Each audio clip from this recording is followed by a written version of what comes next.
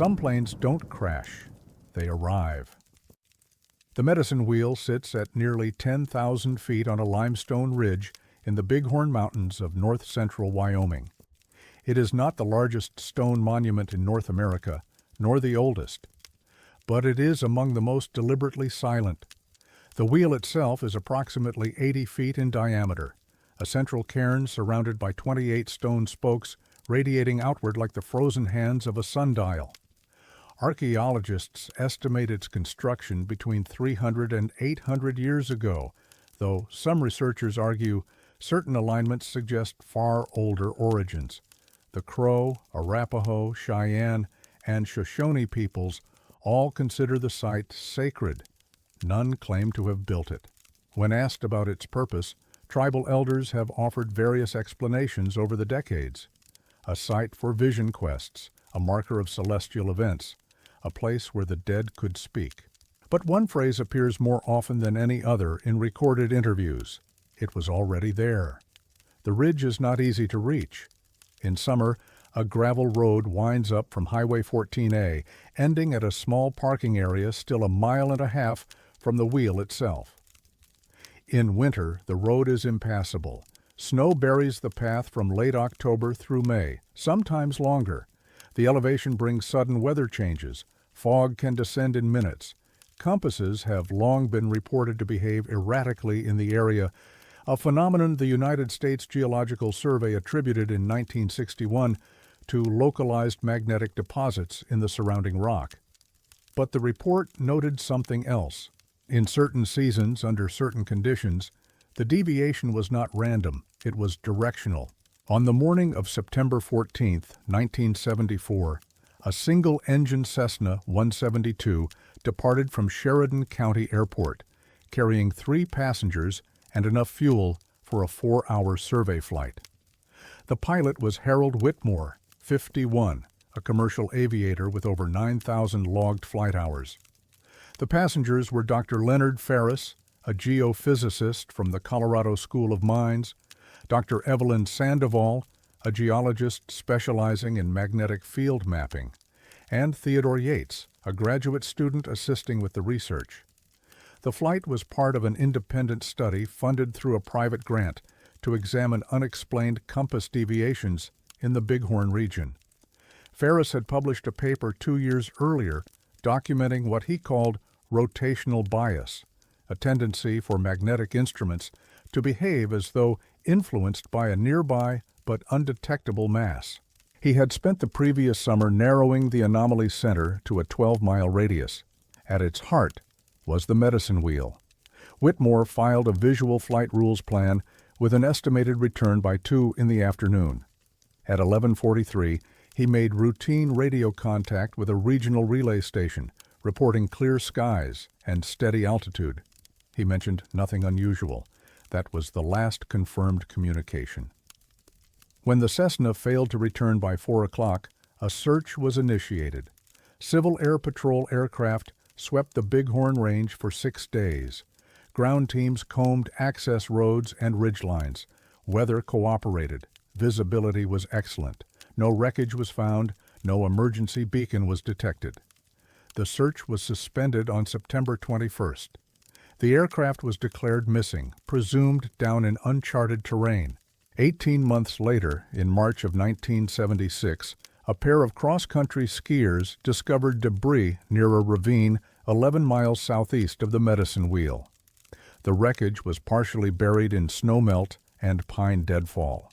The fuselage had broken apart on impact, scattering across a steep incline. All 3 passengers and the pilot were found within or near the aircraft. Autopsies confirmed death on impact. There was no evidence of fire, no indication of mechanical failure, and no suggestion that anyone had survived the initial crash. But 2 details stood out in the recovery report. First, the aircraft's compass, a standard magnetic instrument mounted on the dashboard, had been removed from its housing and placed on the co-pilot seat. It was intact. Its needle was frozen in position, locked by an unknown force or temperature fluctuation, pointing not north, but west, southwest. Investigators measured the bearing repeatedly. Each time, the needle aimed within 2 degrees of the medicine wheel. Second, Harold Whitmore's flight logbook was recovered from his satchel, waterlogged but legible. Most entries were routine: altitude, heading, fuel consumption. The final entry, undated, was written in a hand notably steadier than the others. It read, "Instruments unreliable, following something else, now." The National Transportation Safety Board assigned a field investigator named Russell Phelps to the case. His preliminary report, filed in June of 1976, noted the compass anomaly but offered no explanation. He interviewed the skiers who found the wreckage, local rangers, and several faculty members from the Colorado School of Mines who had worked with Dr. Ferris. One of those colleagues, Dr. Marion Haskell, provided a recorded statement that was later summarized but never fully transcribed in the official file. "Leonard was careful," she said, "meticulous even. He wouldn't have let a compass error go unexamined. If he noticed deviation, he would have documented it, every degree, every fluctuation. That's what makes the logbook so strange. There's nothing, just that one line." Ranger David So, a member of the Crow Nation who had worked in the Bighorn District for over a decade, offered a different perspective. "We don't fly near the wheel," he told Phelps, "not because we're afraid, because you don't interrupt something that's still working." When asked what he meant, So declined to elaborate. Theodore Yates's father, a retired surveyor from Cheyenne, requested access to the recovered research materials. He was told no such materials had been found. When he pressed the university for his son's notes, he was informed that the grant file had been closed, and the sponsoring organization, listed only as the Ridgeline Foundation, had no public contact information. The Ridgeline Foundation does not appear in any state or federal nonprofit registry. Russell Phelps submitted his final report in November of 1976. The cause of the crash was listed as spatial disorientation in instrument meteorological conditions. In plain terms, the pilot became confused and flew into the ground, but the weather that day was clear. Whitmore had nearly 10,000 flight hours, and the compass, the one piece of evidence that might have clarified the aircraft's final heading, was not on the dashboard where it belonged. It was on the seat beside the pilot, pointing at a place he had been hired to study. The NTSB file was closed without follow-up. Phelps left the agency in 1978. In a letter to a former colleague, written years later and later donated to an aviation history archive, he mentioned the case only once. "I asked the board to reopen it," he wrote. "I asked twice. The second time, I was told the file had been transferred to another department. I asked which one. No one could say." The wreckage was removed from the crash site and transported to a storage facility in Billings, Montana. In 1984, the facility was cleared for redevelopment. The manifest listed the Cessna's remains as disposed, no historical value. The compass was not among the items cataloged for disposal. In 2003, a documentary filmmaker named Sandra Oyalaran attempted to revisit the case. She filed Freedom of Information requests with the NTSB, the FAA, and the Forest Service. Most returned partial records. One, a request for Dr. Ferris's original research proposal, was denied on the grounds that the document had been reclassified at the request of a cooperating agency. No agency was named. Oyalaran interviewed 3 surviving members of the original search team. 2 remembered little. The third, a retired Civil Air Patrol volunteer named George Macklin, recalled something that had stayed with him. "We flew over that ridge maybe 15 times, he said, "right over it. And I remember thinking, why can't I see it? The wheel, I mean. It's 80 feet across. You should see it from the air. But every time we passed, there was nothing, just rock, just shadow." He paused. "Then, on the last day, I looked down, and there it was, plain as day, like it had been waiting." The documentary was never completed. Oyalaran moved on to other projects. Her footage remains in a private archive, unedited. Today, the Medicine Wheel is a National Historic Landmark. Visitors are asked to stay on designated paths. No aircraft are permitted below 2,000 feet within a 3-mile radius. The restriction, according to the Forest Service, is to preserve the site's spiritual integrity. The compass has never been found, and the wheel still points in 28 directions, none of them north. Some planes don't crash, they arrive. The question no one has answered is, what called them there?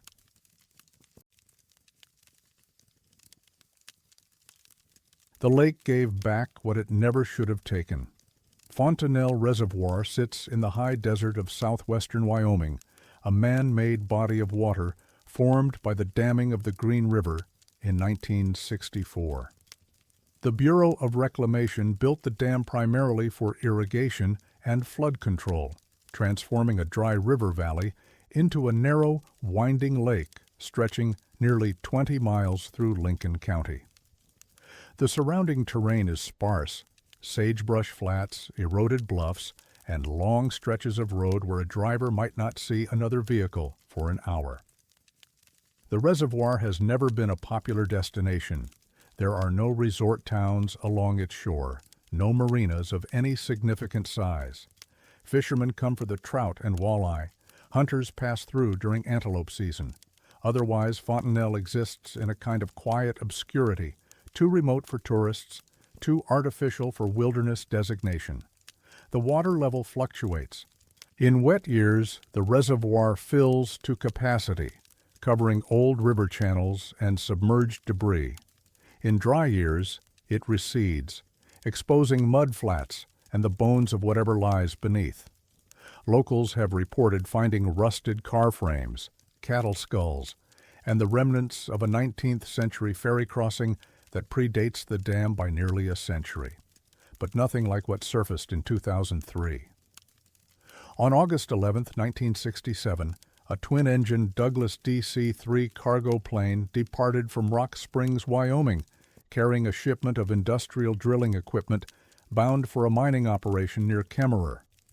The pilot was Franklin Jessup, 44, a veteran freight aviator who had flown supply routes across the Mountain West for over 15 years. His co-pilot was Dennis Ramirez, 29, a former Air Force transport officer on his third commercial assignment. The flight was routine. Weather conditions were clear. The aircraft was loaded within weight limits, and both engines had passed inspection 2 days prior.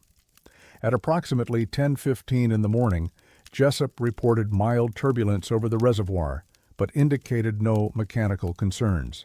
7 minutes later, a rancher named William Acker witnessed the plane descending rapidly toward the water. He described the angle as too steep, like it was trying to land on something that wasn't there. The DC-3 struck the surface of Fontenelle Reservoir and sank within minutes. A search and recovery team arrived by late afternoon. Divers located the wreckage at a depth of 62 feet, resting on a submerged ridge. Both crew members were recovered.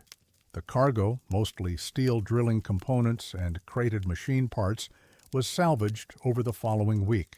The Civil Aeronautics Board investigation concluded in November of that year. The probable cause was listed as loss of engine power due to fuel contamination, though the exact source of the contamination was never identified. The wreckage was removed from the reservoir and transported to a salvage yard in Evanston. The case was closed. For 36 years, that was the end of the story. In the summer of 2003, Wyoming experienced one of its worst droughts on record. Snowpack in the Wind River Range fell to 31% of normal. Rivers dropped to historic lows. By late August, Fontenelle Reservoir had receded more than 40 feet below its average waterline, exposing stretches of lakebed that hadn't seen air since the dam was completed. On September 4th, a pair of off-duty sheriff's deputies from Kemmerer were fishing near the northern shore when they noticed something metallic protruding from the mud. At first, they assumed it was debris, an old truck perhaps, or farm equipment from the pre-dam era. It was not.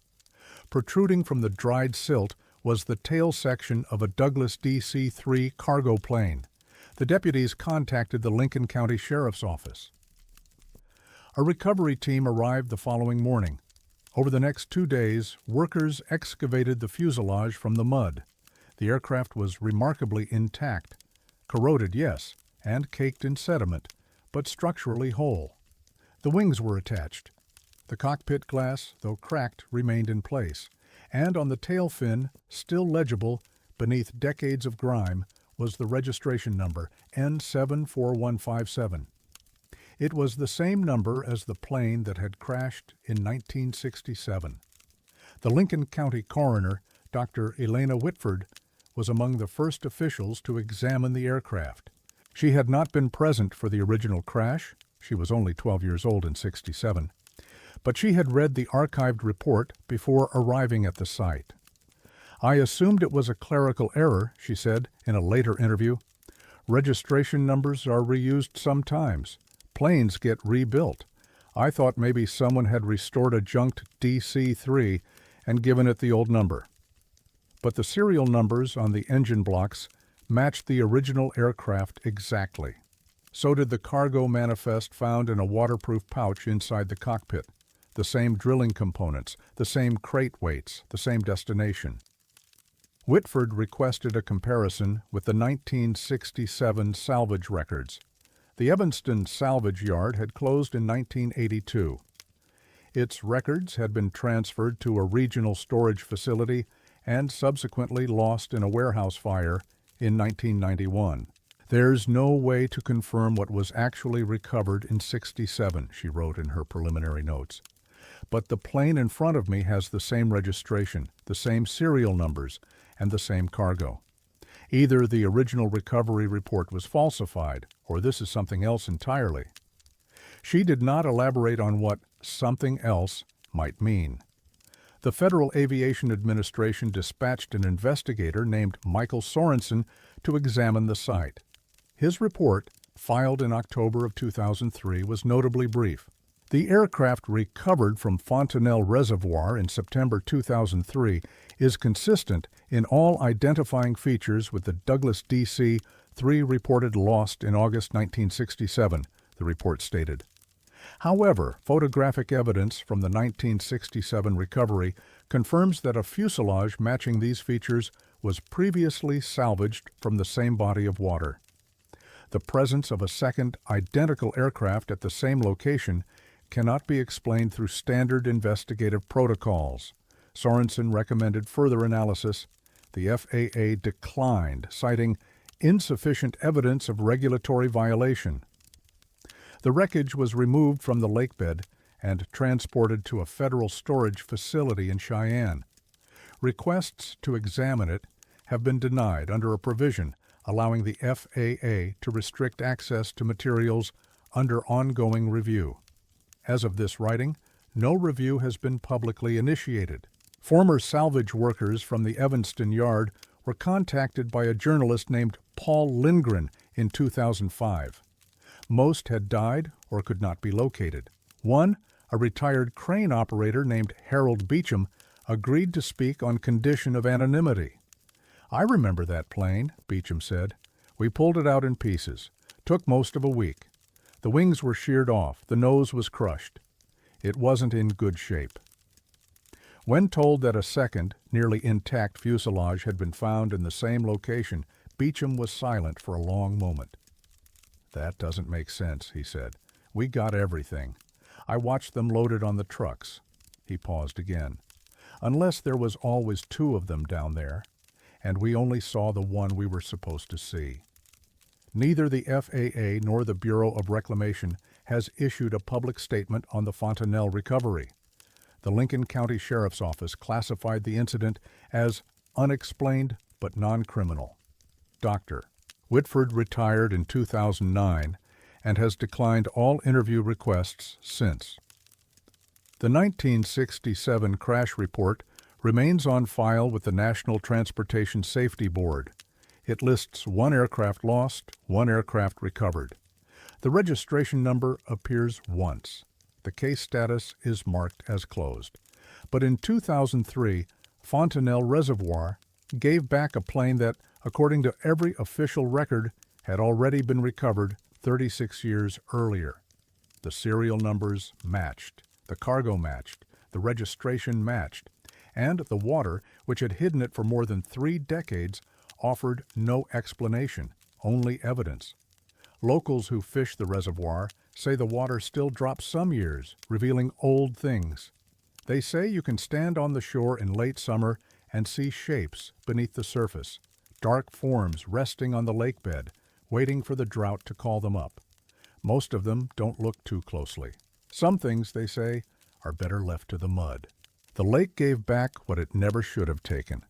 And somewhere in a federal warehouse in Cheyenne, a plane with no origin and no explanation sits in the dark, identical to one that was already destroyed, waiting for someone to ask the question no one wants to answer. How can the same aircraft crash twice?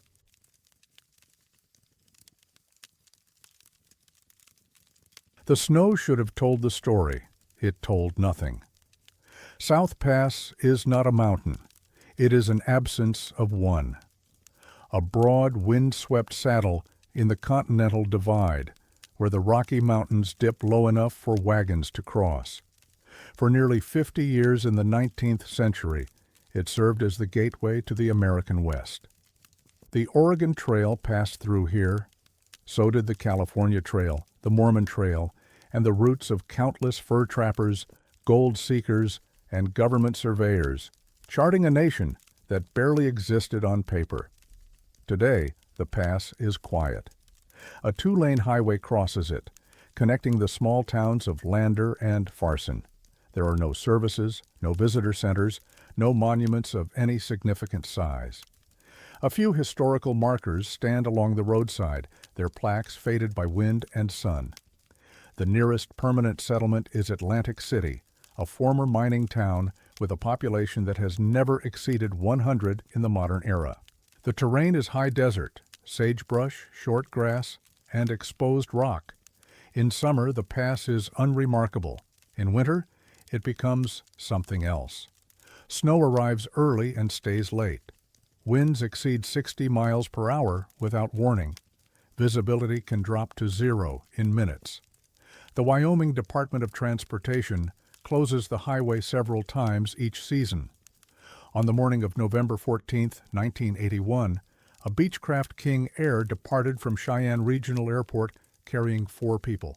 The pilot, Raymond Estes, 53, a freelance journalist named Martin Calloway, 41, and 2 employees of the National Archives and Records Administration, identified in later reports as Diane Sawyer Hoffman, 38, and Gregory Tanaka, 45.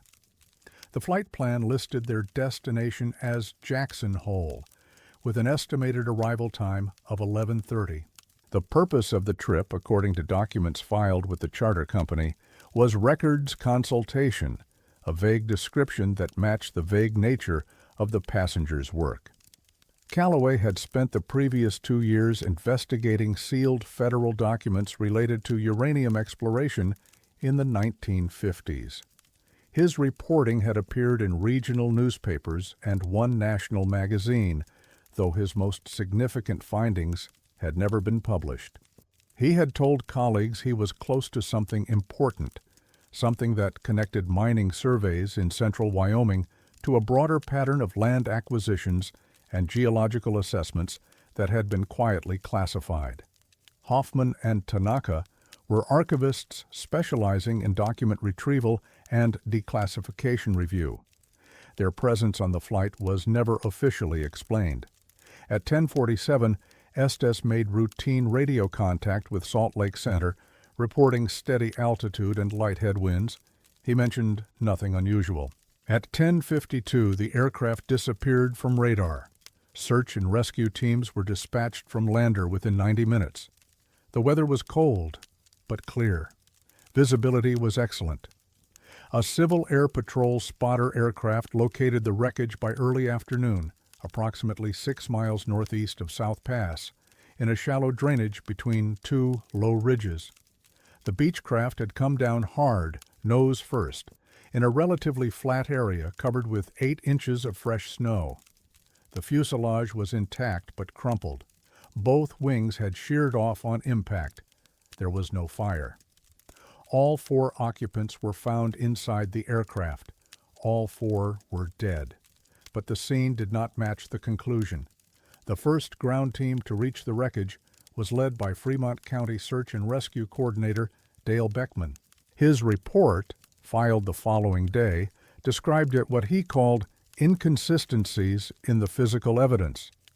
The bodies of Estes, Hoffman, and Tanaka were found in positions consistent with high-impact trauma, slumped forward, restrained by seatbelts, showing no signs of post-crash movement. Calloway, however, was different. His seatbelt had been unbuckled.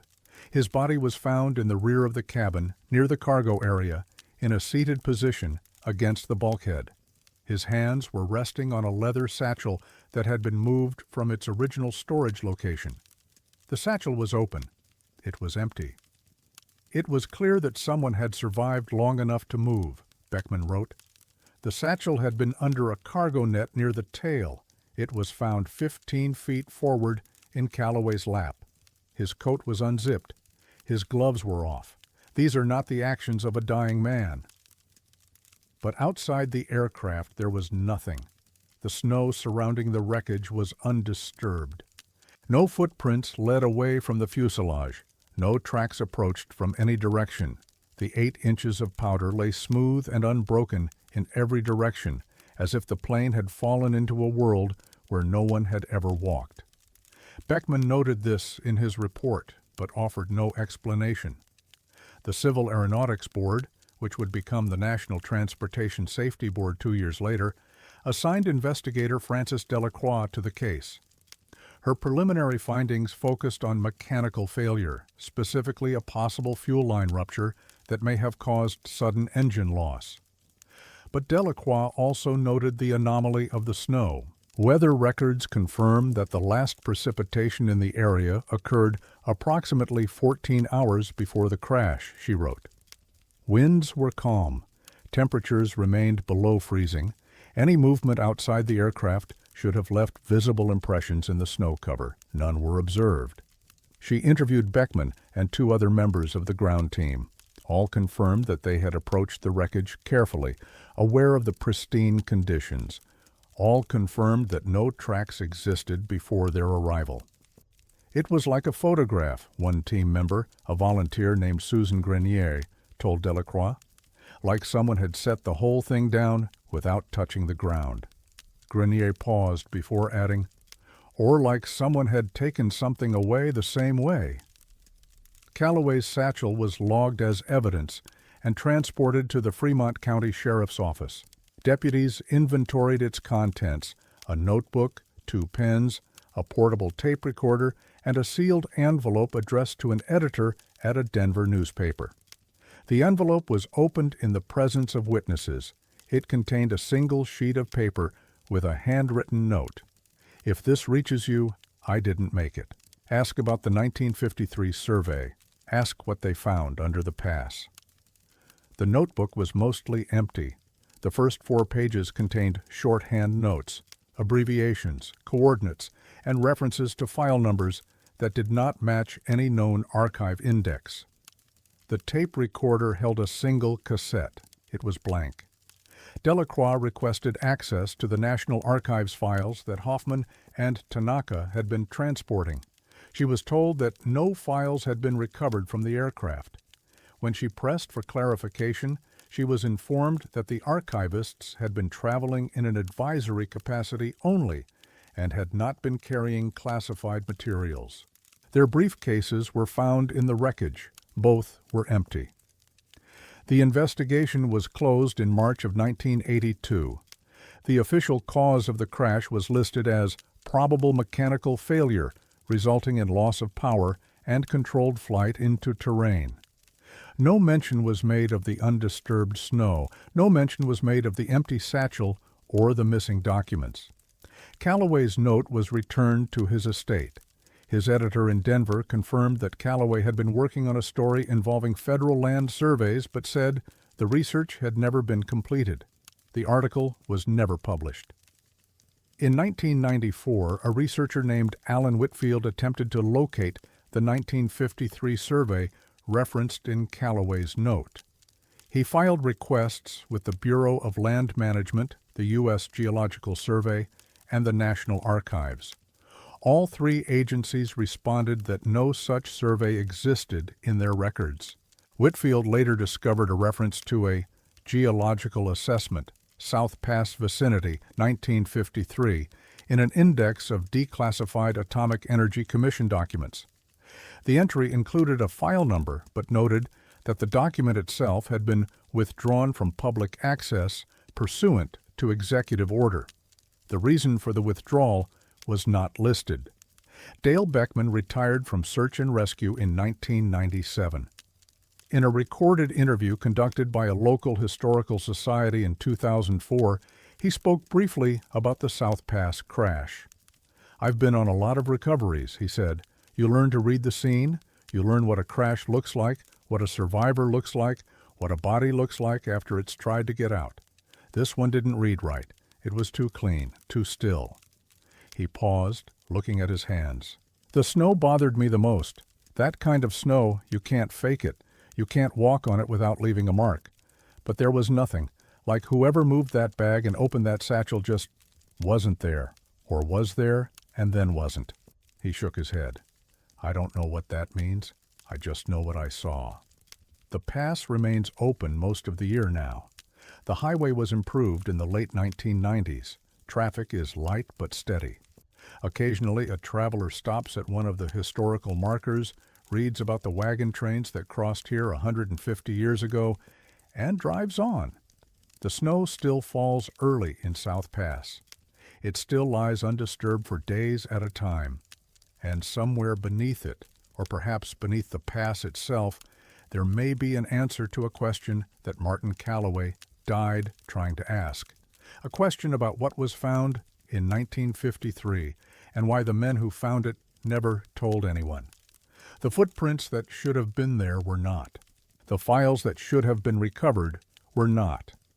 And the silence that settled over South Pass that November morning has never really lifted. The snow should have told the story. Instead, it kept the secret, smooth and white and unbroken, as if nothing had ever happened there at all. But something did. And whoever walked away from that wreckage left no trace behind, only an empty satchel and a question no one has been willing to answer.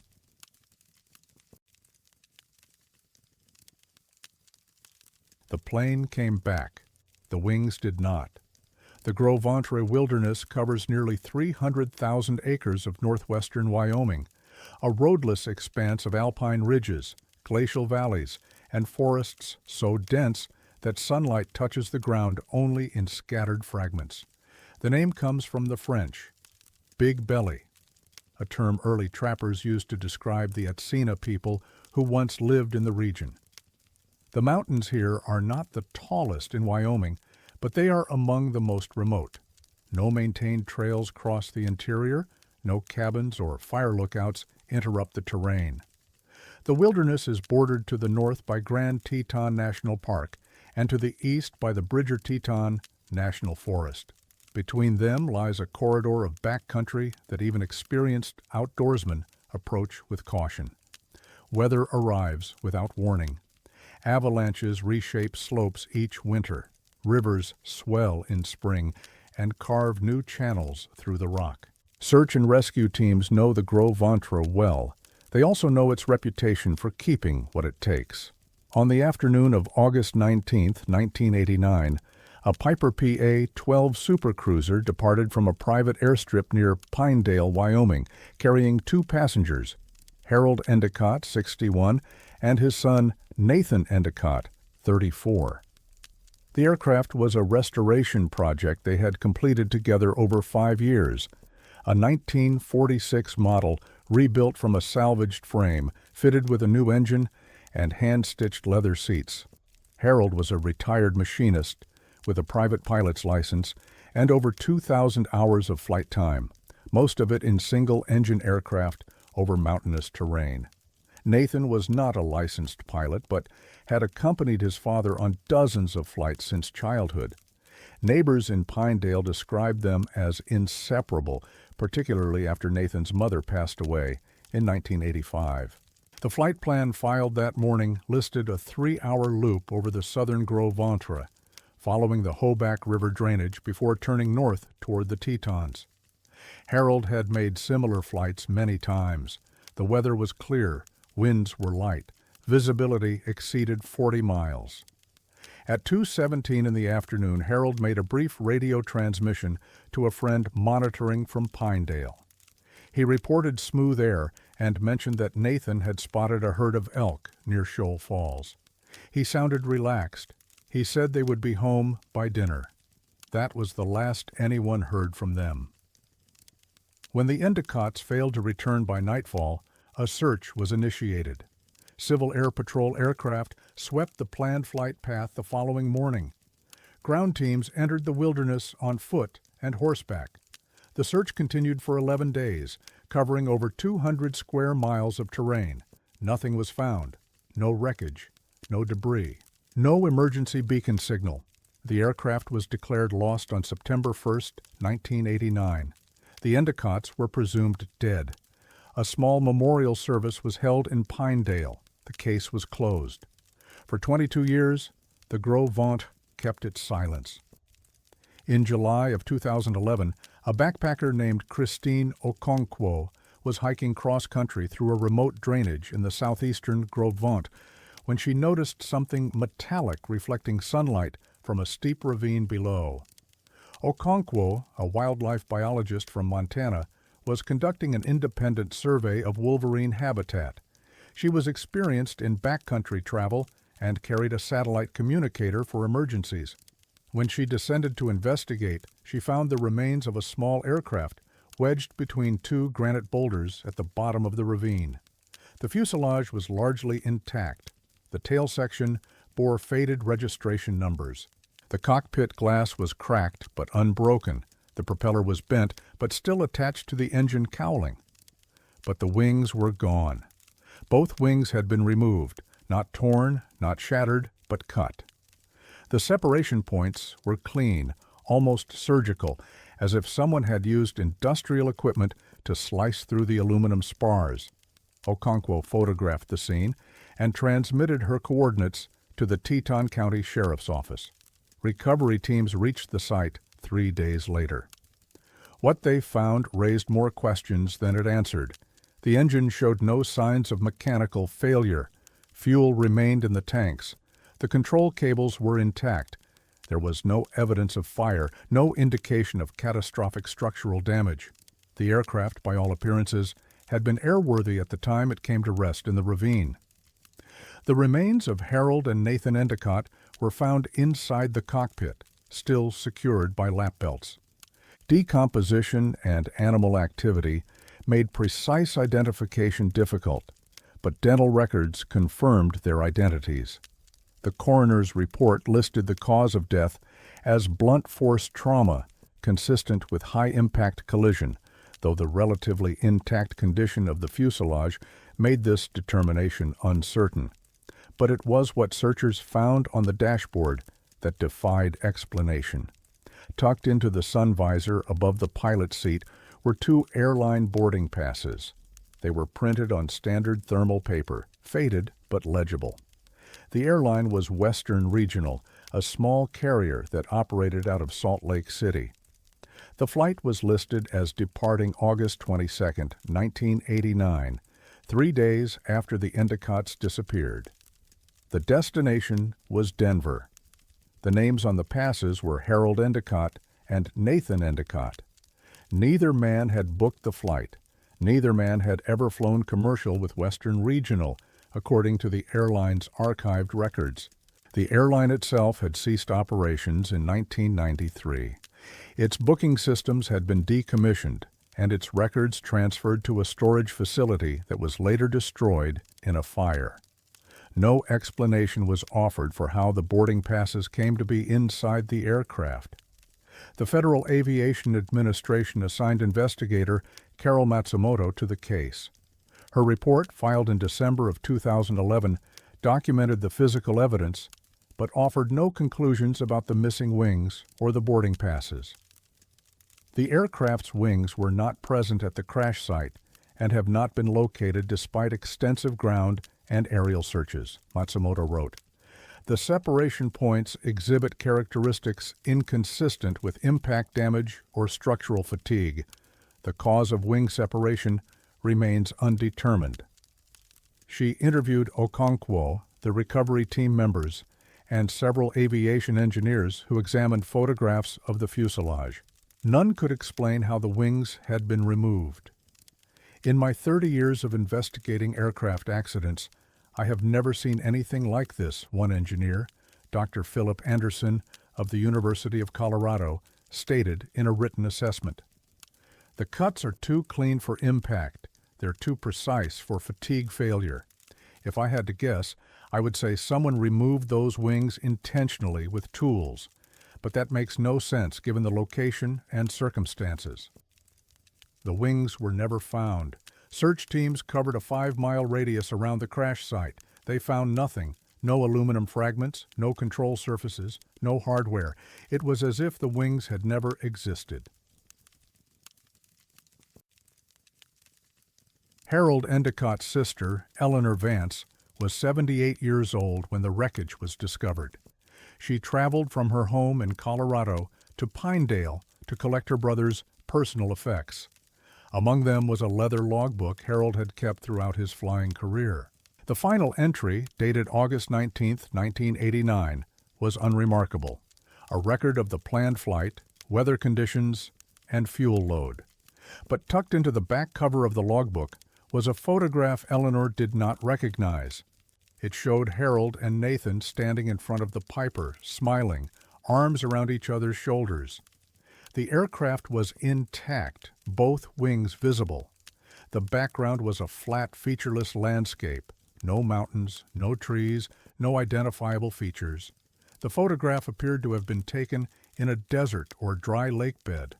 On the back, in handwriting Eleanor identified as Harold's, was a single line. "We made it, not sure where." The photograph was undated. No location was indicated. Eleanor had never seen the image before and could not identify when or where it might have been taken. She kept it until her death in 2016. It was not among her effects when her estate was settled. No copy has been located since.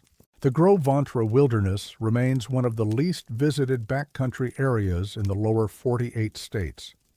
Hikers occasionally pass through the drainage where the Piper was found. The wreckage was removed in 2012 and transported to a storage facility in Cheyenne. The boarding passes are held in an evidence archive. The FAA file remains open but inactive.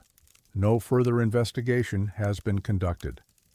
Christine Okonkwo returned to the site once, in 2014, to complete her Wolverine survey. She told a colleague that the ravine felt different the second time, quieter somehow, as if something that had been waiting there for a long time had finally moved on. She did not elaborate on what she meant. The wings were never found. The photograph has never been explained. And the boarding passes, printed for a flight that departed 3 days after 2 men vanished into the mountains, remain in a plastic evidence bag, waiting for someone to explain how they came to rest on the dashboard of a plane that had already crashed. Some things return from the wilderness incomplete. The Endicotts came back. The wings did not. And whatever happened in those missing days, wherever they went, whatever they saw, they took it with them into the silence of the Gros Ventre, where the mountains keep their secrets and the sky offers no answers. The plane came back. The wings did not. And somewhere in that gap, between departure and discovery, between the flight that was and the flight that was never booked, there is a story that no one has been able to tell. The photograph suggested they arrived somewhere. The boarding passes suggested they were meant to leave. But the wilderness returned only what it wanted to return, and the rest belongs to the silence.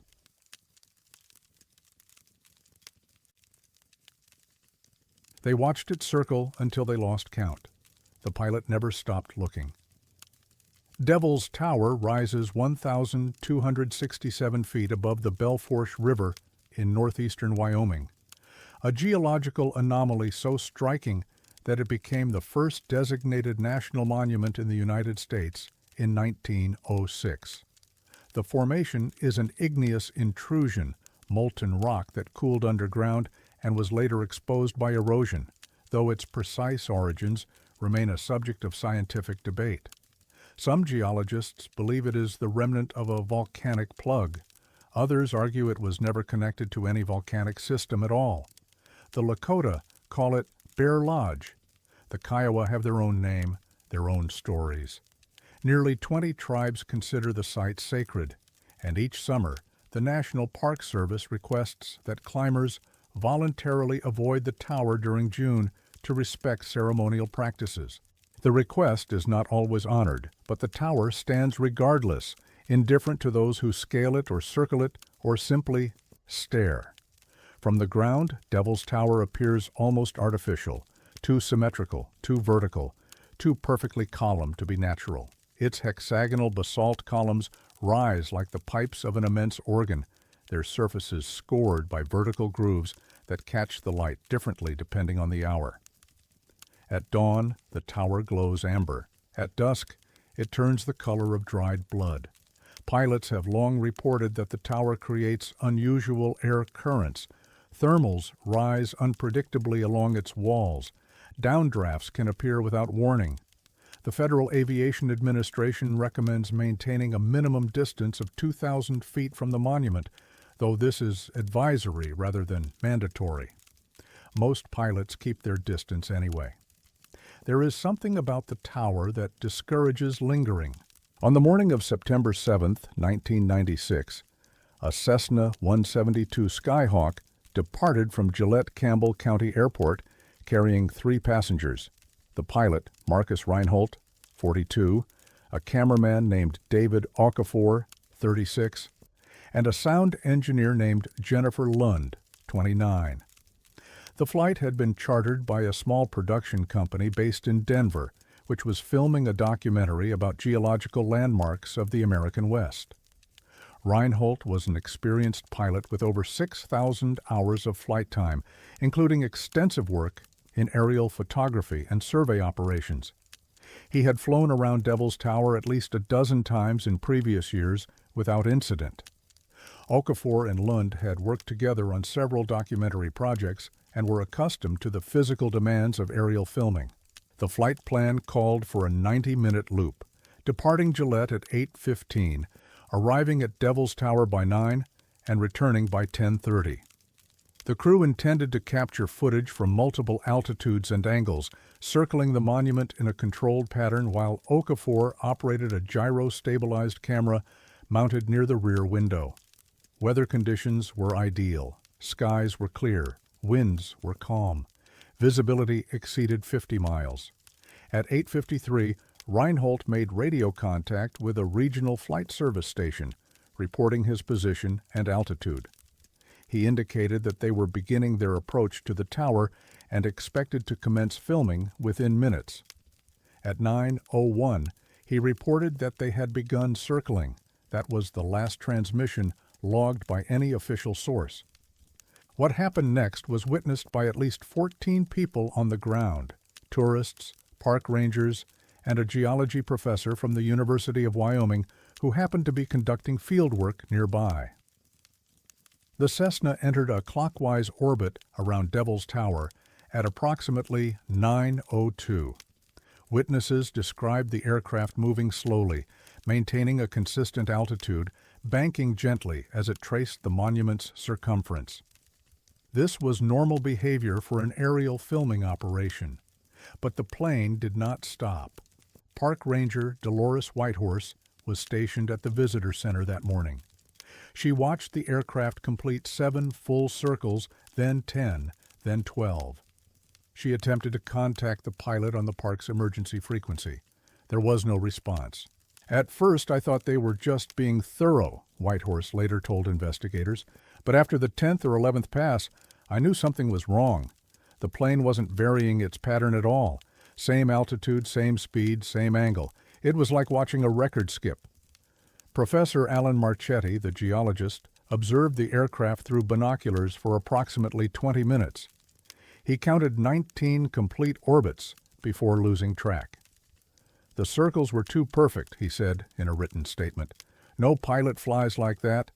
There's always variation, wind, fatigue, adjustment for the camera, but this was mechanical, rhythmic, like the plane was locked onto something." At approximately 9:37, the aircraft broke from its pattern.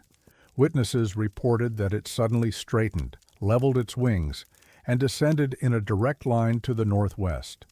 There was no erratic movement, no sign of struggle or emergency maneuver. "It just flew down," Whitehorse said, calm, deliberate, like it was landing on a runway that wasn't there. The Cessna struck the ground in a flat meadow 3.2 miles from the tower. There was no fire. The fuselage remained largely intact.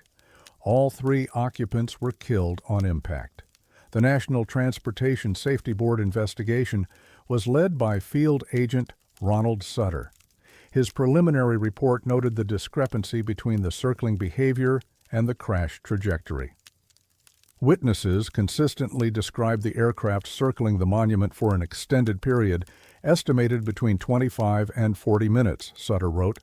However, the final descent path was straight and controlled, inconsistent with any loss of power, spatial disorientation, or mechanical failure. The pilot appears to have deliberately flown the aircraft into the ground. But Sutter stopped short of ruling the crash a suicide. Nothing in the pilot's history, communications, or personal circumstances suggested suicidal ideation, he noted. The flight was a routine commercial charter. The passengers had no known conflicts with the pilot. There is no evidence that anyone on board intended to end the flight in this manner. The aircraft's instruments were recovered and examined. The altimeter and airspeed indicator showed no anomalies. The compass was functioning normally. The fuel tanks contained sufficient reserves for another 2 hours of flight. The gyro-stabilized camera was recovered intact. Technicians extracted the footage and found approximately 31 minutes of aerial video, all of it showing Devil's Tower from various angles. The footage was unremarkable, stable, well-framed, professional quality. But at the 31-minute mark, the recording dissolved into static. The remaining 16 minutes of tape were blank. The medical examiner's report on Marcus Reinhold contained one finding that investigators could not explain. His eyes showed evidence of extreme strain, burst capillaries, corneal microabrasions, and fatigue patterns in the ocular muscles consistent with prolonged, intense focus. The examiner compared the damage to cases involving pilots who had stared into bright light sources for extended periods, or individuals who had spent hours observing a single fixed point without blinking. The degree of eye strain observed is inconsistent with a 47-minute flight, the report stated. These findings would typically be associated with 8 to 12 hours of continuous visual concentration. Reinhold had been airborne for less than 1 hour. He had not filed any previous flight that day. He had slept 8 hours the night before, according to his wife. The examiner offered no explanation for the discrepancy. David Okafor and Jennifer Lund showed no similar symptoms. Their autopsies revealed only injuries consistent with impact trauma. Whatever had affected Reinhold had not affected them, or had affected only his eyes. The documentary production company, Ridgeline Visual Media, suspended the project following the crash. The company's founder, a filmmaker named Stephen Ashworth, declined most interview requests, but issued a brief statement to the press. "We lost 3 talented colleagues in a senseless tragedy," he said. "Out of respect for their families, we will not be completing the film." The recovered footage was returned to the company and has never been publicly released. Requests submitted under the Freedom of Information Act have been denied on the grounds that the material is proprietary and not subject to federal disclosure requirements. In 2004, a former employee of Ridgeline contacted an independent journalist named Maria Fontaine, who was researching aviation anomalies in the Mountain West. The employee who requested anonymity claimed to have viewed the recovered footage before it was archived. The last few minutes before the static, "There's something wrong with them," the employee said. "The camera is still pointed at the tower, but the tower looks different. The columns are moving. Not a lot, just slightly like they're breathing. And there's something at the top. A shadow, maybe, or a shape. I couldn't tell what it was." The employee was unable to provide a copy of the footage. Fontaine was unable to verify the account. The footage remains in Ridgeline's archives, which the company has refused to open. Devil's Tower remains one of the most photographed landmarks in the American West. Climbers ascend its columns every year. Tourists gather at the visitor center to watch the light change across its surface. Pilots still fly past, though most maintain the recommended distance. Park Ranger Dolores Whitehorse retired in 2008. In an interview conducted shortly before her departure, she was asked if she had ever seen anything like the circling aircraft again. "No," she said, "but I watch for it. Every clear morning when the planes come through, I watch. I count the circles. I never let them get past 3. She paused. "The tower watches back, you know. I don't mean that in a mystical way.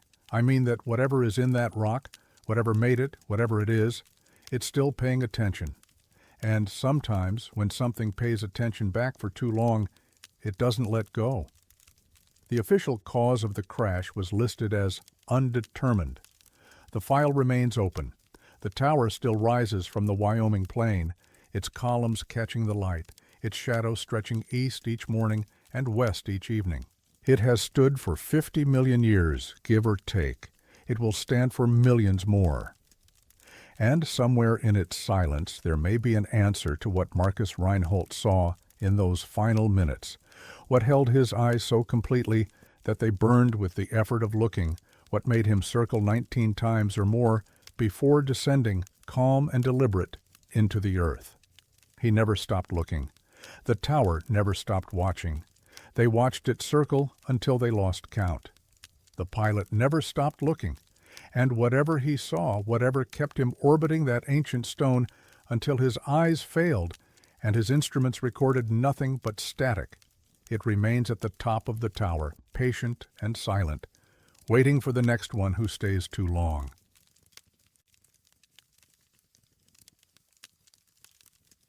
The manifest listed 4 passengers. The lake returned 5. Yellowstone Lake is the largest high-elevation lake in North America, its surface resting at 7,733 feet above sea level.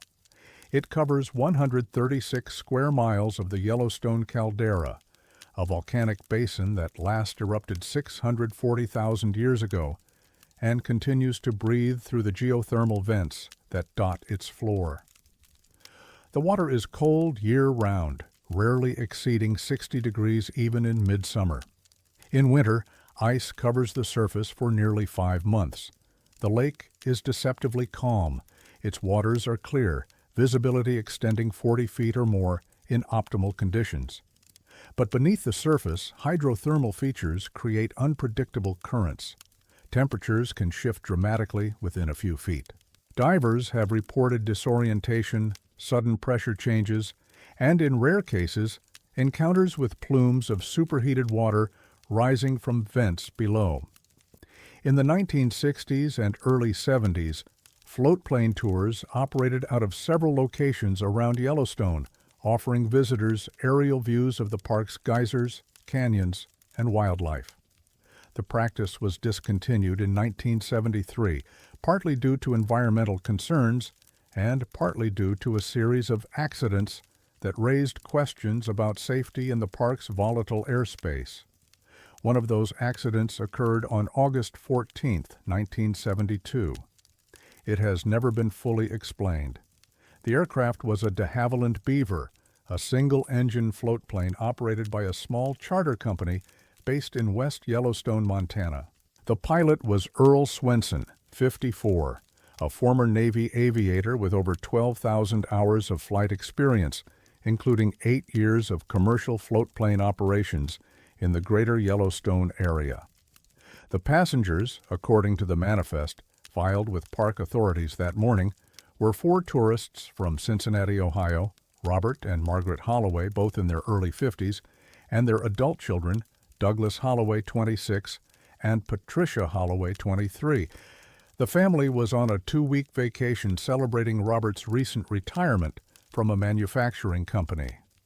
They had booked the float plane tour 3 days in advance. The flight departed from a dock near Bridge Bay Marina at 9:45 in the morning. 2 park employees witnessed the departure. Both later confirmed that 5 people boarded the aircraft, the pilot and 4 passengers. No one else was seen approaching the dock or entering the plane. Swenson radioed the marina at 10:03, reporting clear conditions and smooth air. He indicated that they were beginning a wide loop over the southern portion of the lake, heading toward the Absaroka Range, before turning north. At 10:17, he made a second transmission, brief and garbled. The only words clearly audible were "someone" and "back." At 10:19, the aircraft disappeared from visual contact.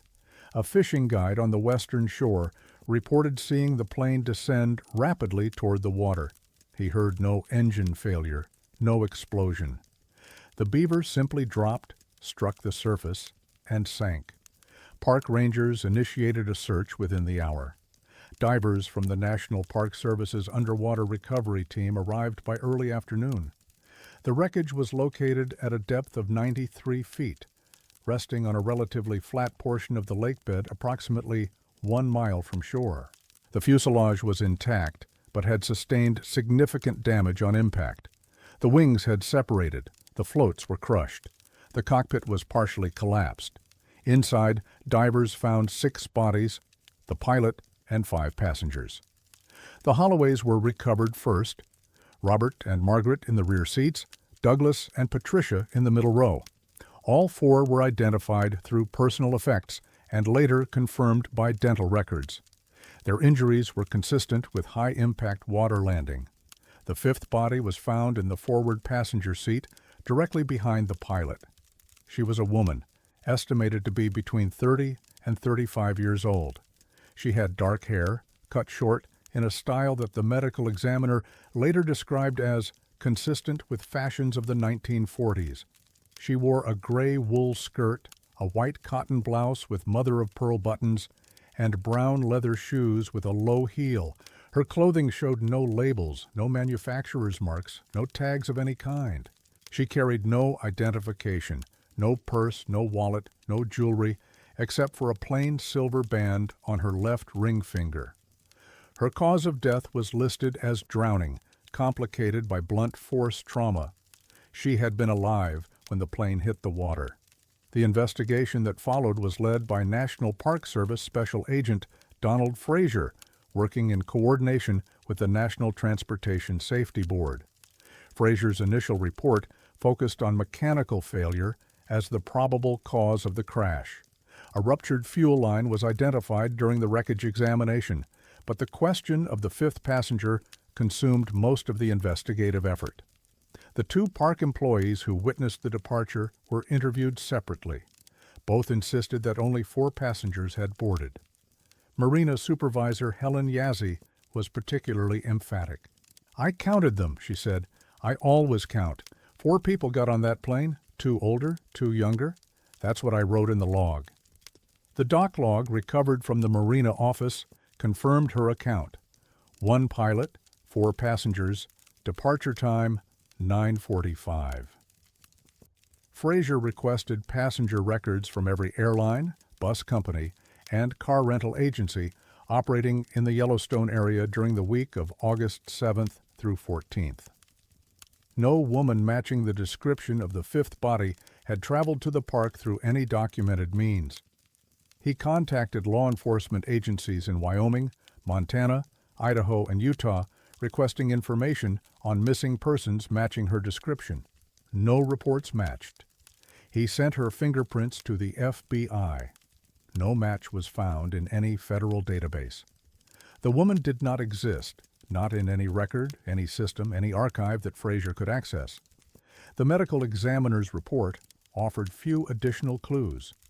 The woman was in good health at the time of death. She had no distinguishing scars, birthmarks, or tattoos. Her dental work was minimal. 2 small fillings in her molars, both made with a silver amalgam compound that the examiner noted was consistent with materials and techniques common in the 1930s and 1940s, but rarely used after 1950. Her clothing was examined by a forensic specialist at the Montana State Crime Laboratory. The wool of her skirt was determined to be of high quality, hand-loomed rather than machine-woven. The blouse was cotton broadcloth, a fabric widely available in the early 20th century. The buttons were genuine mother-of-pearl, hand-cut rather than molded. These garments are not reproductions, the specialist wrote. They show wear patterns consistent with regular use over a period of years. Based on construction methods and materials, I would estimate they were manufactured between 1938 and 1945.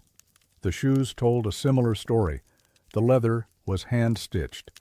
The sole construction matched patterns used by American manufacturers before World War II.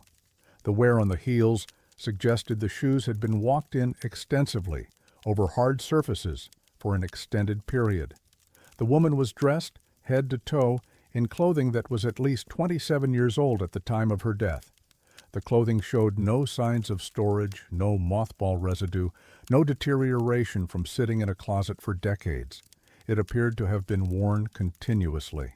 Fraser's final report, submitted in January of 1973, concluded that the 5th passenger could not be identified and that her presence on the aircraft could not be explained. All available evidence indicates that the subject boarded the aircraft at some point between departure and the crash, he wrote. However, no witness observed her boarding. No documentation exists of her travel to the area. No missing persons report matches her description. Her clothing and personal effects suggest an origin several decades prior to the date of the incident, though no explanation for this anachronism has been determined. The report recommended that the case remain open pending new information. No new information has emerged. The woman was buried in an unmarked grave in a small cemetery in Cody, Wyoming, 60 miles east of the lake. The headstone bears no name, only a date, August 14, 1972. Her photograph was never released to the public. Fraser's report included a physical description and a sketch based on the medical examiner's observations, but the photograph taken during the autopsy was classified as not suitable for distribution and sealed in the case file. A researcher named Sandra Villanueva attempted to obtain the photograph through a Freedom of Information request in 2009. The request was denied. The stated reason was potential distress to surviving family members. No surviving family members have ever been identified. Earl Swenson's widow, Marjorie, was interviewed by a journalist in 1987, 15 years after the crash. She had remarried by then and was reluctant to discuss the incident, but she shared one detail that had never appeared in any official report. Earl called me that morning before the flight, she said. He always called. Just to say he loved me, to tell me the weather, that kind of thing. But that morning he said something strange. He said there was a woman at the dock, standing by herself, looking at the water. He said she looked lost. He asked me if I thought he should ask if she needed help. Marjorie paused. I told him to mind his own business. We were always telling each other that. Don't get involved, just do your job, come home safe. She looked at her hands. I've thought about that conversation every day since. What if he did ask? What if that's how she got on the plane? When asked if Earl had mentioned the woman again, Marjorie shook her head. That was the last time we spoke. He didn't mention her again. But I wonder, if he helped her, if he let her on, where did she think she was going? The dock where the float plane departed was closed in 1973. The marina was rebuilt in the 1980s, and the original structure no longer exists. Yellowstone Lake remains. Its waters are still cold, still clear, still hiding whatever lies beneath. Divers occasionally explore the deeper sections, searching for geological features or lost equipment. None have reported finding anything unusual, but the lake is vast, and its bottom is not fully mapped. There are places where the thermal vents create blind spots in sonar, where the water is too hot or too turbulent for safe exploration. Somewhere in that darkness, 81 feet below the surface, the de Havilland Beaver came to rest on August 14, 1972. It carried 5 people, though only 4 were supposed to be there. The 5th has never been named. She has never been claimed. And the question no one has been able to answer is not just who she was, but when she came from and why she chose that flight to finally arrive. The manifest listed 4 passengers. The lake returned 5. And in a cemetery in Cody, a woman with no name and no history lies beneath a stone that marks only the day she was found, not the day she was born, not the day she disappeared, not the years she lost between the clothes she wore and the world she entered. Some passengers board flights that were never meant for them. Some arrivals have no departure. And some questions are buried without answers, waiting in the cold and the silence for someone to finally ask the right one.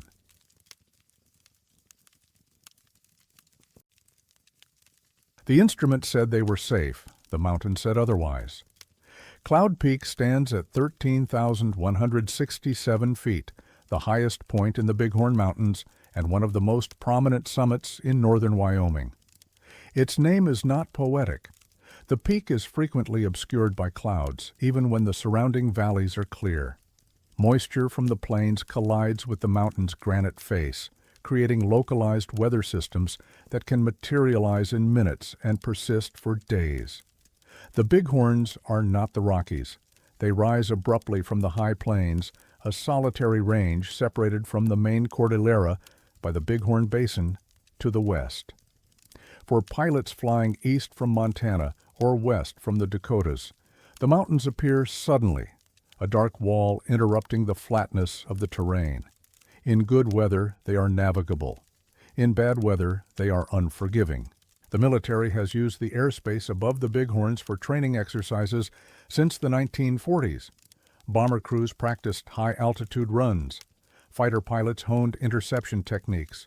Transport aircraft tested navigation equipment in conditions that mimicked combat operations over mountainous terrain.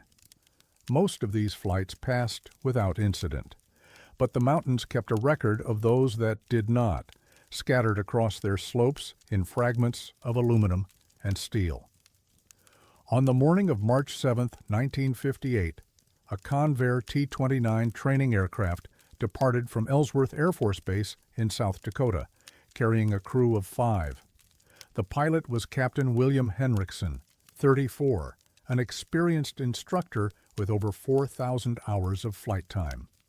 The co-pilot was First Lieutenant James Delgado, 28. The 3 other crew members were navigation students completing their final certification flights. Second Lieutenants Paul Weston, Michael Shaughnessy, and Richard Yamamoto. The flight plan called for a navigation exercise over the Bighorn Range, testing the students' ability to maintain course and altitude using only instruments, a critical skill for operations in poor visibility or hostile airspace.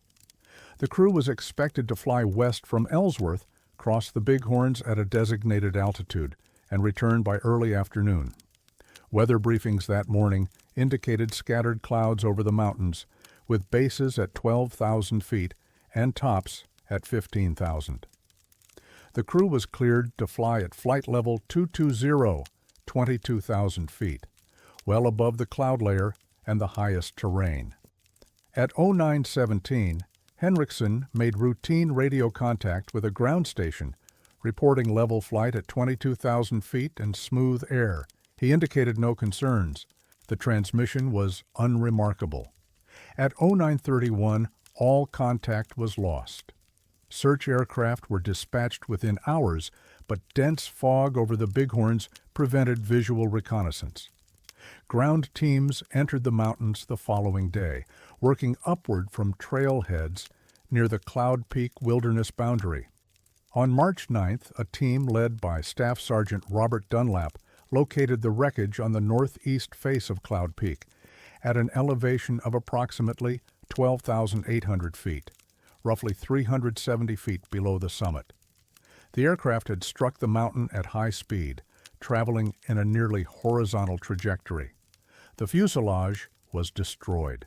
Debris was scattered across a quarter-mile radius. All 5 crew members were killed instantly. The accident investigation was assigned to the Air Force Safety Center at Norton Air Force Base in California.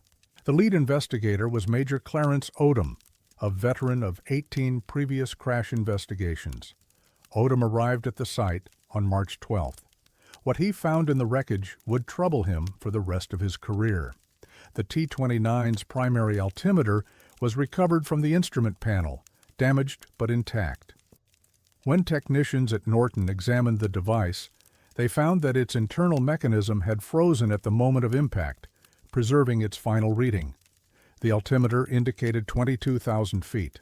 This was impossible. The aircraft had struck Cloud Peak at 12,800 feet. For the altimeter to read 22,000, either the instrument had failed catastrophically, displaying a reading more than 9,000 feet higher than the actual altitude, or the aircraft had somehow descended over 9,000 feet in the final seconds before impact without the crew's knowledge. Neither explanation satisfied Odom. Altimeter failures were not uncommon in 1958. The instruments relied on barometric pressure, which could be affected by rapid weather changes, improper calibration, or mechanical malfunction. But a 9,000-foot error was extraordinary, far beyond any documented failure mode. Odom ordered a complete examination of the altimeter's internal components. The results were inconclusive. The mechanism showed no signs of damage prior to impact. The calibration settings were correct for the atmospheric conditions that morning. The aneroid wafers, the pressure-sensitive elements that drove the display, were intact and functional. The instrument appears to have been operating normally, the technician's report stated. There is no physical explanation for a 9,000-foot discrepancy. Odom interviewed the ground crews who had serviced the aircraft before departure. 3 mechanics had performed the pre-flight inspection. All 3 confirmed that the instruments had been checked and found operational. One of the mechanics, Airman First Class Theodore Novak, provided a statement that was later flagged in Odom's file, but never included in the official report. "I remember that plane," Novak said. "I remember because Captain Henriksen asked me to double-check the altimeter. He said it had been acting funny on the previous flight, reading high, then correcting itself. I ran the calibration test twice. It passed both times." When Odom asked why this information hadn't been included in the maintenance log, Novak hesitated. "The crew chief told me not to write it up. He said if we grounded the aircraft for an intermittent instrument issue, we'd fall behind on the training schedule. He said it was probably just a pressure fluctuation." Novak was transferred to another base within the month. The crew chief, Master Sergeant Donald Fitch, declined to be interviewed, citing medical leave. He retired from the Air Force 6 weeks later. Odom's investigation continued through the spring of 1958. He examined weather data, radar tracks, and radio transcripts. He consulted with meteorologists, navigation experts, and instrument engineers. None could explain how a crew flying at 22,000 feet, confirmed by their own radio report, could have struck a mountain at 12,800 feet without any indication of descent. The radar data offered no clarity. The T-29 had been flying near the edge of coverage for the nearest ground station. Its track was intermittent, with gaps of several minutes between returns.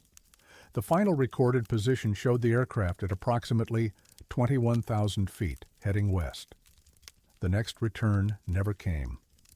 One meteorologist, Dr. Bernard Kowalski of the Air Weather Service, offered a theory that Odom found disturbing. "There are documented cases of severe pressure anomalies over mountainous terrain," Kowalski said. Localized systems where the barometric pressure drops rapidly, far faster than the altimeter can compensate. In theory, a pilot could be flying level, watching his instruments read a constant altitude, while the actual altitude is decreasing by hundreds of feet per minute. When Odom asked if such an anomaly could account for a 9,000-foot discrepancy, Kowalski was less certain. That would require a pressure drop unlike anything we've recorded. Not impossible, but highly improbable. It would be like flying into a hole in the atmosphere.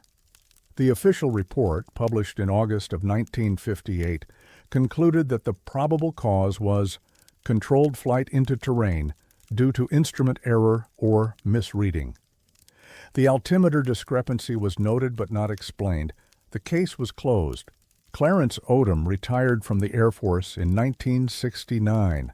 He never spoke publicly about the Cloud Peak investigation, but his personal papers, donated to the Air Force Historical Research Agency after his death in 1992, contained a handwritten note clipped to his copy of the final report.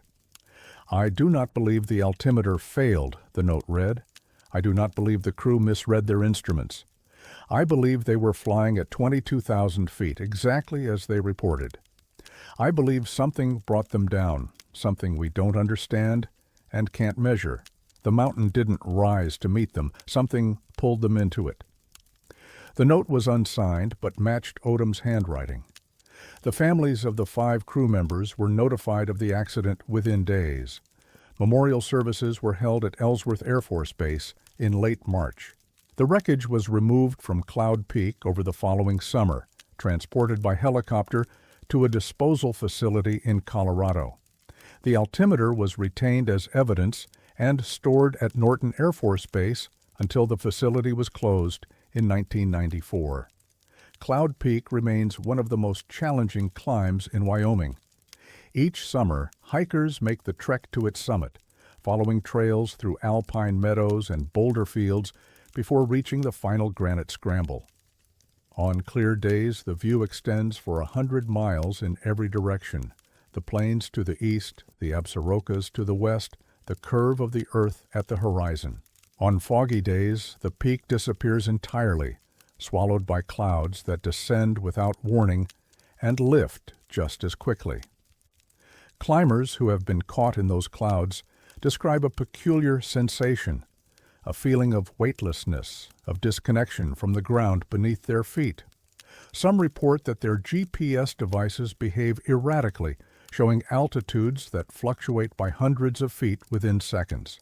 Others say that sounds become muffled, that voices seem to come from impossible directions, that the mountain itself feels different when you cannot see it. The Air Force no longer conducts low-level training flights over the Bighorns. The airspace is designated as a warning area, with advisories cautioning pilots about unpredictable atmospheric conditions and potential instrument anomalies. The advisory does not explain what those anomalies might be. It does not mention Cloud Peak by name. It does not reference the 5 men who flew into the mountain at 12,800 feet, while their instruments told them they were safe, 9,000 feet above. The altimeter said 22,000 feet. The mountain said 12,800. One of them was lying. And somewhere in the fog that wraps Cloud Peak each spring, the answer remains hidden, not in the wreckage, not in the reports, but in the silence between what the instruments measured and what the mountain knew. The instrument said they were safe. The mountain said otherwise. And in the space between those two truths, 9,000 feet of impossible distance, 5 men fell through air that should have held them into stone that should have been miles below. The altimeter confessed nothing. It only recorded what it saw. But what it saw and what was real were not the same thing. They never were. And on Cloud Peak, in the fog, they never will be.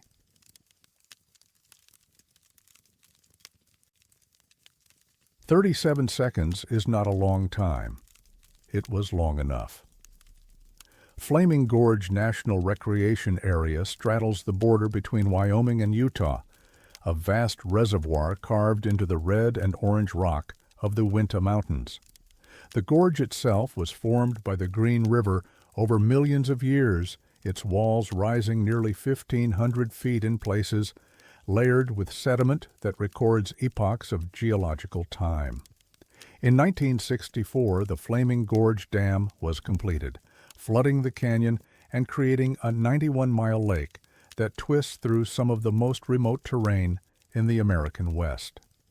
The airspace above Flaming Gorge is controlled but lightly trafficked. Commercial flights pass overhead at high altitude. Private aircraft occasionally transit the corridor, usually en route between Salt Lake City and points east. The nearest major airport is in Rock Springs, Wyoming, 60 miles to the northeast. Air traffic controllers who work the region describe it as quiet. Long stretches of routine monitoring, punctuated by brief radio exchanges with pilots who are often the only aircraft on their screens. The terrain below is rugged, the population sparse, the skies empty. It is the kind of place where 37 seconds might pass unnoticed, except when they don't.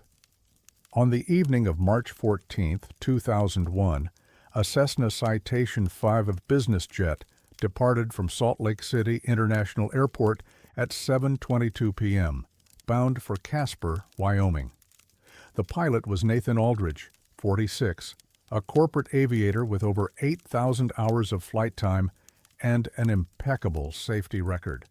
The sole passenger was a pharmaceutical executive traveling for a morning meeting. The flight was routine, weather conditions were clear, winds were light. Aldridge filed an instrument flight plan and was cleared to cruise at flight level 350, 35,000 feet. At 7:41 p.m., Aldridge made routine radio contact with Salt Lake Center, reporting level flight and smooth air. The controller, a veteran named Patricia Sandoval, acknowledged the transmission and logged it in her records. At 7:43 p.m., the aircraft's transponder signal disappeared from Sandoval's radar screen. She attempted to contact the aircraft. There was no response. She tried again, on multiple frequencies. Nothing. For exactly 37 seconds, the citation was gone. No radar return, no radio contact, no data of any kind. It was as if the aircraft had ceased to exist. At 7:43 and 37 seconds, the transponder reappeared. The aircraft was in the same position, at the same altitude, traveling at the same speed.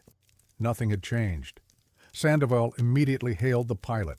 Citation 47 November, Salt Lake Center, radio check.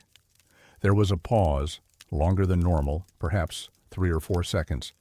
And then Aldridge's voice came through the speaker. Salt Lake Center, citation 47 November, loud and clear, no issues to report. Sandoval noted that the voice sounded different, not distressed, not confused, just different, flatter, more measured, as if each word had been chosen carefully before being spoken. 47 November, we lost your transponder for approximately 37 seconds. Can you confirm all systems are functioning normally? Another pause. Affirmative, Salt Lake, all systems normal, continuing as filed. The flight continued without further incident. The citation landed in Casper at 8:54 p.m. The passenger deplaned and went to his hotel. Aldridge completed his post-flight paperwork and drove home. He resigned from his position the following morning. The air traffic control incident was logged and forwarded to the Federal Aviation Administration for review. An inspector named Gerald Hornsby was assigned to investigate.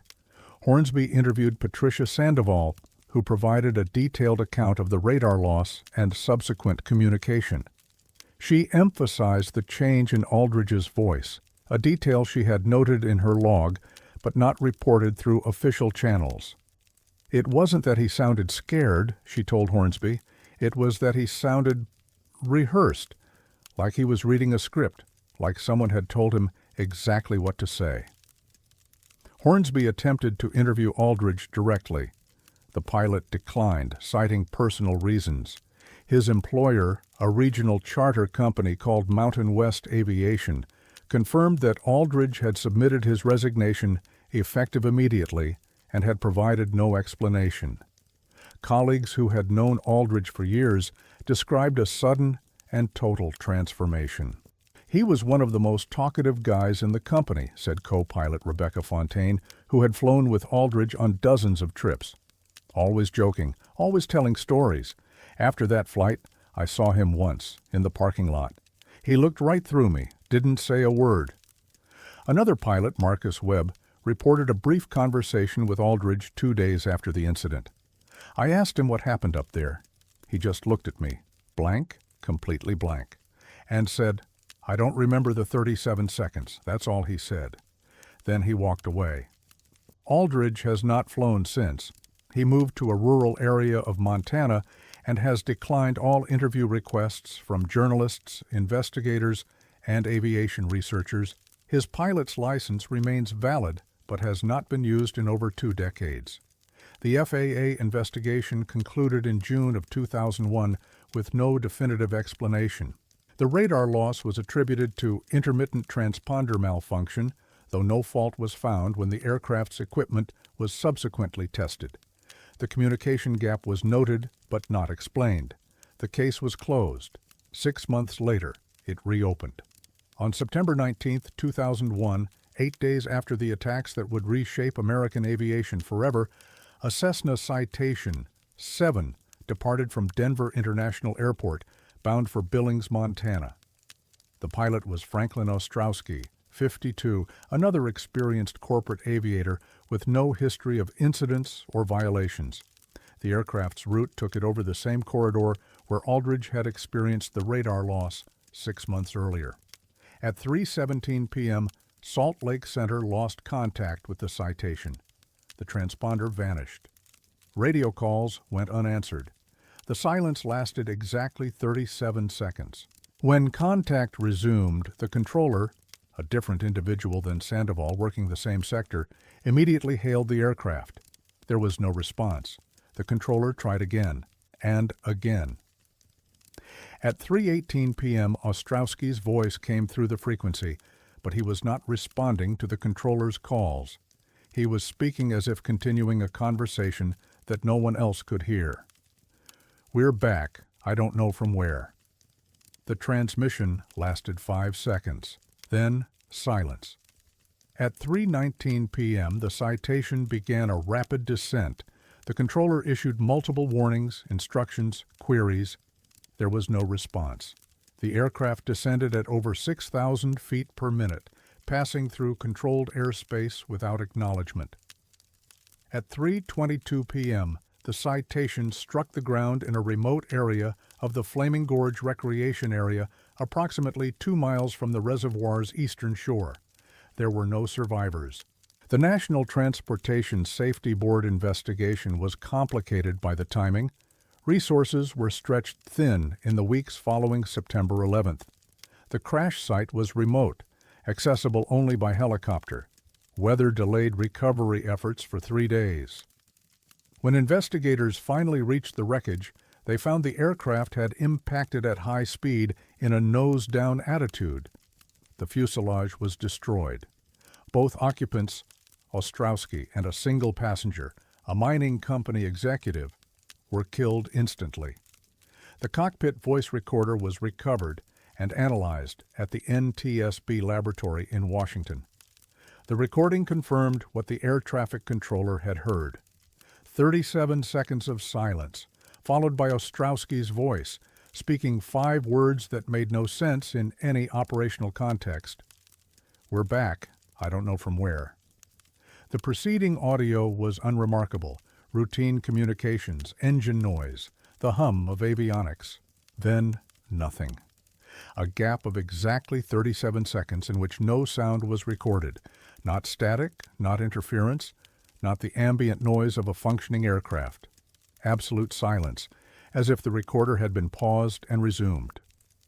The NTSB's final report, published in March of 2002, listed the probable cause as loss of control for undetermined reasons. The 37-second gap was noted as an unexplained anomaly in recorded data. No connection to the Aldridge incident was mentioned, though internal memos obtained through later Freedom of Information requests confirmed that investigators were aware of both cases. One memo, authored by an NTSB systems analyst named Dr. Caroline Vasquez, was particularly striking. The correlation between these two events, identical duration of communication loss, identical geographic location, similar aircraft types, exceeds statistical probability for coincidence. I recommend expanded investigation into atmospheric or electromagnetic phenomena in the Flaming Gorge corridor. The recommendation was not acted upon. Dr. Vasquez left the NTSB in 2004 and now works in private industry. She has declined to comment on the case. The Flaming Gorge corridor remains open to air traffic. No formal advisories have been issued regarding the area. Controllers who work the sector say they have not experienced any similar incidents in the years since, though one, speaking anonymously to an aviation journalist in 2016, admitted that he pays closer attention when aircraft pass over the reservoir. "I count the seconds," he said. "Every time a plane crosses that spot, I count. I've never lost one since, but I can't stop counting." Nathan Aldridge remains in Montana. His neighbors describe him as quiet, polite, and profoundly private. He does not speak about his time as a pilot. He does not speak about March 14, 2001. In 2009, a researcher named David Okonkwo tracked Aldridge down and left a letter in his mailbox requesting an interview for a book about aviation anomalies. Aldridge did not respond directly, but 3 days later, Okonkwo received a single sheet of paper in the mail, postmarked from the nearest town to Aldridge's home. On it was written in neat handwriting, "37 seconds is not a long time, but it was long enough to see where we go when we're not here. I will not speak of it. I cannot. Some silences are not meant to be broken." The letter was unsigned. Franklin Ostrowski's final words remain on file with the NTSB, preserved in digital audio that anyone with appropriate clearance can access. "We're back. I don't know from where." He never elaborated. He never had the chance. And somewhere over Flaming Gorge, in the empty air above the red rock and cold water, there may be a place where 37 seconds last longer than they should. A gap in the world where pilots go and sometimes return, changed in ways they cannot describe, carrying memories they cannot keep. Aldridge came back. Ostrowski came back, briefly, long enough to speak 5 words. Neither could say where they had been. 37 seconds is not a long time. It is barely enough to notice. But in that silence, that perfect measured silence over the Flaming Gorge, 2 aircraft vanished from the world and returned different. One pilot never flew again. The other never landed. And the gap between those 37 seconds and the rest of time remains open, waiting, counting down to something no one has been able to name.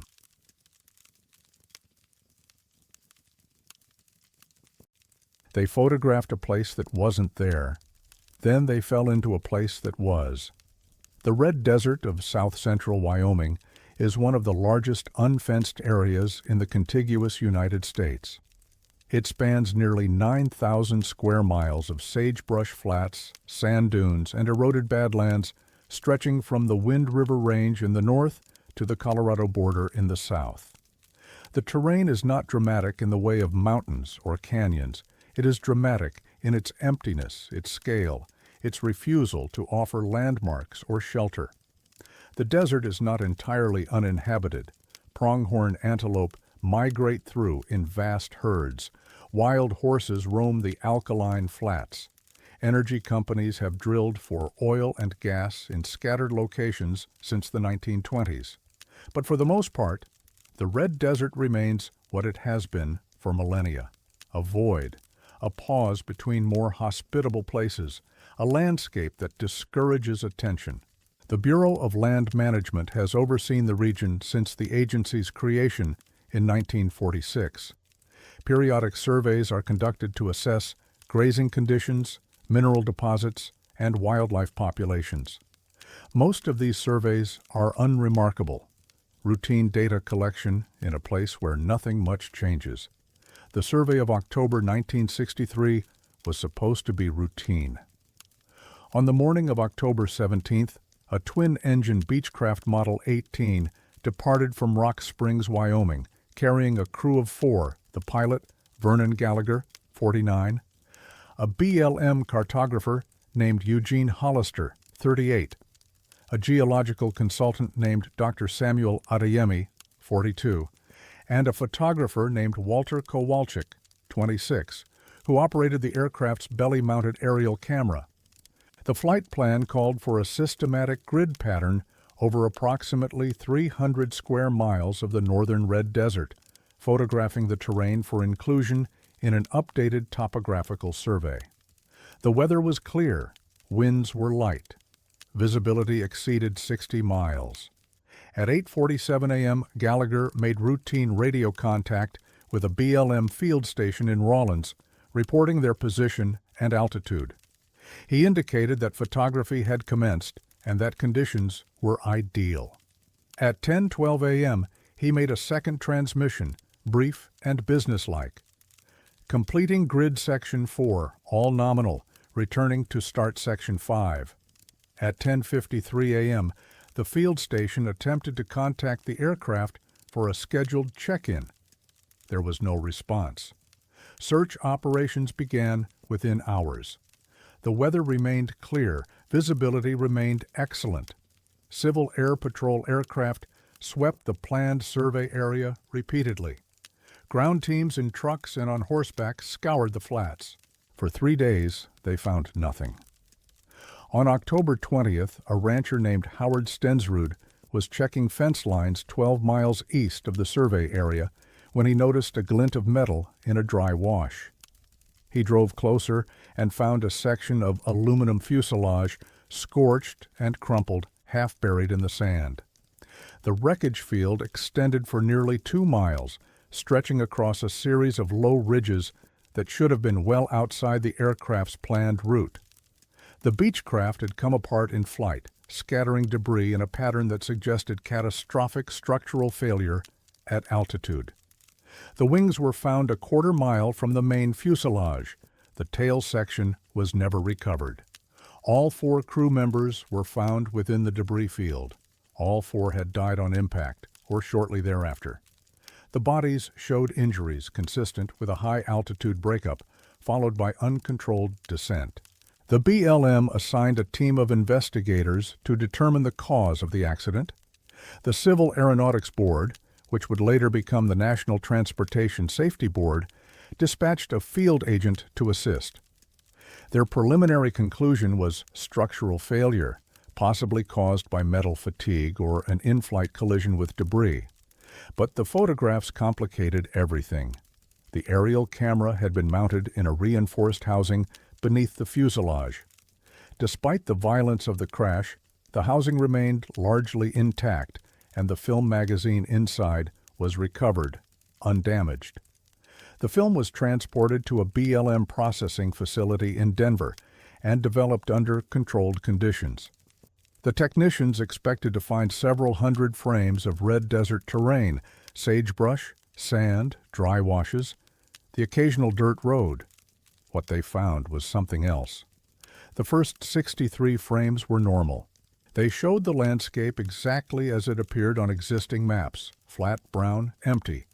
The grid pattern was consistent with the flight plan. The altitude and angle were correct. Frame 64 was different. In the center of the photograph, clearly visible against the desert floor, was a road. Not a dirt track or a game trail, but a paved road. 2 lanes marked with a center line extending from the bottom of the frame to the top. On either side of the road were structures, low buildings with flat roofs arranged in a grid pattern. In the distance, barely visible at the edge of the frame, was what appeared to be a water tower. There was no road in that location. There were no buildings. There was no water tower. The BLM's own maps, updated 2 years earlier, showed nothing but empty desert. The next 41 frames showed similar anomalies: roads that didn't exist, structures that had never been built. In one photograph, a series of rectangular shapes cast long shadows across the sand, shadows that suggested buildings at least 3 stories tall. In another, what appeared to be an airstrip ran parallel to a dry riverbed that on the ground showed no sign of human activity. Frame 106 was the last. It showed the same empty desert that had appeared in the earlier photographs: sagebrush, sand, nothing. The anomalous photographs ended as suddenly as they had begun. The BLM convened a review panel to examine the photographs. The panel included 2 cartographers, a geologist, and a photo analyst from the United States Geological Survey. Their report, completed in January of 1964, was marked for internal distribution only and never released to the public. The report concluded that the anomalous frames could not be explained by processing errors, camera malfunction, or double exposure. The images were genuine photographs of something, but that something did not match any known location in Wyoming, the United States, or, as far as the analysts could determine, anywhere on Earth. The structures depicted do not correspond to any architectural style documented in North American surveys, the report stated. The road markings are inconsistent with federal highway standards. The overall layout suggests a planned settlement or installation, but no such development exists within the survey area or adjacent regions. One analyst, Dr. Patricia Nguyen of the USGS, appended a dissenting note to the report. "I cannot explain what these photographs show," she wrote, "but I am certain they were taken from the aircraft in question at the altitude and angle indicated by the camera settings. If the photographs are genuine, and I believe they are, then the aircraft was, for a period of several minutes, flying over terrain that does not exist on any map we possess." She did not speculate on what that might mean. The families of the crew members were notified of the accident and its official cause: structural failure in flight. They were not informed of the anomalous photographs. The film was archived at a BLM storage facility in Cheyenne, classified as survey materials, restricted access. In 1971, the storage facility was cleared for renovation. A review of archived materials determined that the Red Desert survey file had no ongoing research value. The negatives were approved for destruction and incinerated in a routine disposal operation. No copies were made, no prints were retained. The only surviving documentation of the anomalous photographs is the 1964 Review Panel Report, a single copy of which was preserved in the personal files of Dr. Samuel Adeyemi's widow, who received it from an anonymous source in 1978. She donated the document to a private archive in 2003, where it was discovered by a researcher named Kevin Brannigan in 2015. Brannigan attempted to verify the report's authenticity through the BLM and the USGS. Both agencies responded that they had no record of the survey, the crash, or the review panel. The Civil Aeronautics Board file on the accident was transferred to the NTSB in 1967 and subsequently lost during an office relocation in 1984. The crash site has never been formally marked or memorialized. The debris was removed in 1964 and transported to a salvage yard in Rawlins, which closed in 1989. The current location of the wreckage, if it still exists, is unknown. Howard Stensrud, the rancher who discovered the wreckage, gave a single interview about the incident in 1992, shortly before his death. He spoke to a local historian who was compiling an oral history of Sweetwater County. "I found pieces of that plane scattered all over hell," Stensrud said. "Wings one place, engine another. Looked like it had come apart in the air, but there wasn't any fire, wasn't any explosion, just pieces." He paused, looking out the window of his home. The strange part was the pattern. You'd think if a plane breaks up, the pieces fall in a line, right? following the direction it was going. But this was different. The pieces were in a circle, a big circle, maybe 2 miles across, like something had picked the plane up, taken it apart, and set the pieces down real careful. The historian asked if Stensrud had any explanation for the pattern. "No," he said, "but I'll tell you this. I've lived in that desert my whole life. I know every wash, every ridge, every flat. And when I was out there picking through that wreckage, I looked around and I didn't recognize where I was. For just a second, maybe two, the land looked different. Roads where there shouldn't be roads, buildings where there wasn't nothing but brush." He shook his head. "Then I blinked, and it was gone. Just desert again, empty desert. But I never went back to that spot, not once in 30 years. The Red Desert remains largely unchanged. The BLM continues to conduct periodic surveys, though aerial photography has been replaced by satellite imagery. The area where the Beechcraft came down is not marked on any current map. There are no roads there, no structures, no water towers rising from the sand. But for 41 frames of a destroyed film roll, there was something, and 4 men saw it, photographed it, and fell out of a sky that may not have been entirely their own. They photographed a place that wasn't there. Then they fell into a place that was. And somewhere in the Red Desert, or somewhere else entirely, the roads and buildings they captured on film may still exist, waiting for the next survey team to find them, the next camera to record what shouldn't be, the next aircraft to cross the boundary between the world we know and the one that keeps appearing in the empty places, just long enough to be seen.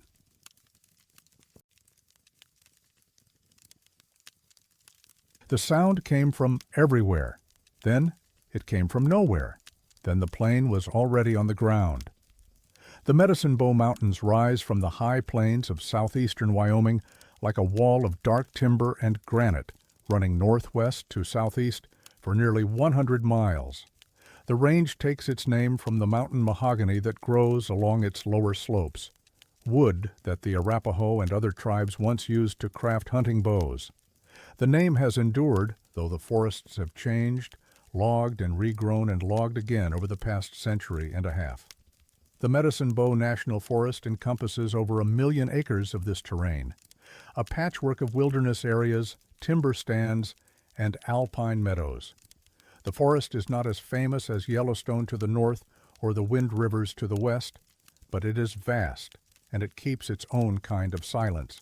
Hikers who venture into the backcountry describe a peculiar quality to the air, sounds that carry farther than they should, or not at all, echoes that return from directions that don't match the landscape. Locals have lived with these acoustics for generations. They rarely speak of them to outsiders. When they do, they use words like tricky or strange, never quite explaining what they mean. On the night of December 14th, 1969, the Medicine Bow made a sound that no one could explain. The reports began shortly after 9 in the evening. A rancher named Carl Lindquist, whose property bordered the national forest 8 miles southwest of Centennial, was feeding his horses when he heard an aircraft engine somewhere above the tree line. The sound was not unusual. Small planes occasionally crossed the range at night, their navigation lights visible against the stars. But the pattern was wrong. The engine noise grew louder, as if the aircraft were approaching, then stopped abruptly. Not faded. Stopped, as if someone had thrown a switch. Lindquist waited, listening. After perhaps 30 seconds, the sound resumed, but from a different direction, to the north now instead of the west. It grew louder again, cycling up as if the plane were climbing, then cut off once more. Over the next 2 hours, Lindquist heard the sound repeat, at least a dozen times. Each time, it came from a different part of the sky. Each time, it stopped without warning or explanation. He called his nearest neighbor, a retired mining engineer named Oscar Trujillo, who confirmed that he was hearing the same thing. "It's circling," Trujillo said, "but not like any circle I've ever heard. It's jumping, like it's in one place, then another, then another." By 11 o'clock, at least 7 residents of the Centennial Valley had reported the sound to the Albany County Sheriff's Office. A deputy drove out to investigate but heard nothing by the time he arrived. The sound had stopped. The sky was clear. The stars were bright. No aircraft lights were visible. The following morning, Carl Lindquist rode his horse into the National Forest to check on a section of fence that bordered a high meadow. He found the fence intact. He also found an airplane. The aircraft was a Piper Cherokee, a single-engine 4-seater resting upright in the meadow as if it had been placed there by hand. The landing gear was down. The propeller was intact. There was no debris field, no impact crater, no sign of a crash landing. The plane simply sat in the snow, slightly tilted, its wings brushing the tops of the dead grass that poked through the white. Lindquist approached cautiously. The cockpit door was closed. Through the window, he could see a man slumped in the pilot's seat. He was dead. Lindquist did not touch the aircraft. He rode back to his ranch and called the sheriff. The pilot was identified as Dr. Franklin Morse, 57, an associate professor of folklore and anthropology at the University of Wyoming in Laramie. His flight plan, filed the previous afternoon, indicated a departure from Laramie Regional Airport at 4:30 p.m. with a destination of Saratoga, a small town on the western side of the Medicine Bow Range. The flight should have taken approximately 45 minutes. Morse had not arrived in Saratoga. He had not radioed any distress. His emergency locator beacon had not activated. The medical examiner's report listed the cause of death as hypothermia. Morse had not been injured in a crash. There had been no crash. He had simply sat in his aircraft in a meadow and frozen to death overnight. His clothing was inadequate for the temperature, which had dropped to -12 degrees Fahrenheit after midnight. But the examiner noted an anomaly that could not be explained. Morse's body showed signs consistent with prolonged exposure, not hours, but days. The degree of tissue damage, the state of dehydration, the early stages of frostbite on his extremities, all suggested that he had been exposed to severe cold for at least 72 hours, possibly longer. He had been airborne for less than 3 hours, according to the flight plan. The aircraft itself presented further puzzles. Investigators from the Federal Aviation Administration examined the Piper Cherokee in the meadow before it was removed. The fuel tanks were nearly empty, consistent with several hours of flight, but not with the 45-minute route Morse had planned. The engine oil was cold and showed no signs of recent operation. When technicians attempted to start the engine 3 days later, it fired immediately, running smoothly with no indication of mechanical failure. One investigator, a field agent named Robert Stilwell, noted in his report that the engine appeared not to have been operated for an extended period prior to examination. The oil had settled, he wrote. The spark plugs were dry. The carburetor showed no residue consistent with recent fuel combustion. If I had to estimate based solely on the engine's condition, I would say this aircraft had not flown in 3 to 5 days. But Morse had filed his flight plan on December 14th. He had been seen departing Laramie that afternoon by 2 airport employees. His aircraft had been airborne that evening, the engine sounds heard by Lindquist, and others confirmed as much. The discrepancy was never resolved. Among Morse's personal effects was a leather satchel containing his research materials. These included a notebook, a portable tape recorder, and a bundle of topographical maps marked with handwritten annotations. The notebook was mostly filled with academic observations, references to published papers, interview notes, bibliographic citations. But the final 12 pages were different. They contained a list of coordinates, each one corresponding to a location within the Medicine Bow National Forest. There were 43 entries in total, each accompanied by a brief notation. Elk Mountain, reported 1931. Lake Marie Basin, reported 1947. Libby Flats, reported 1953-1961. Snowy Range Pass, reported 1909, 1922, 1958. The pattern was clear. These were locations where something had been reported. But what? The notebook did not specify. Morse's research specialty, according to university records, was indigenous oral traditions of the Rocky Mountain region. His most recent project, funded by a small grant from the Wyoming Humanities Council, focused on what he called sky burial narratives, accounts from Arapaho, Shoshone, and Ute sources describing places where the dead were taken upward into the sky, rather than buried in the earth. The term was his own. It did not correspond to any documented indigenous practice. His colleagues at the university described the project as unconventional and difficult to categorize. The grant file was closed following Morse's death. His research materials were returned to his widow, who donated them to the university library in 1974. The notebook was archived but never cataloged. It was rediscovered in 2008 by a graduate student researching Wyoming folklore. The graduate student, a woman named Angela Whitehorse, attempted to verify the coordinates in Morse's notebook. She found that several corresponded to locations where aircraft accidents had been reported over the preceding decades. Small planes that had gone down in the forest, some recovered, some never found.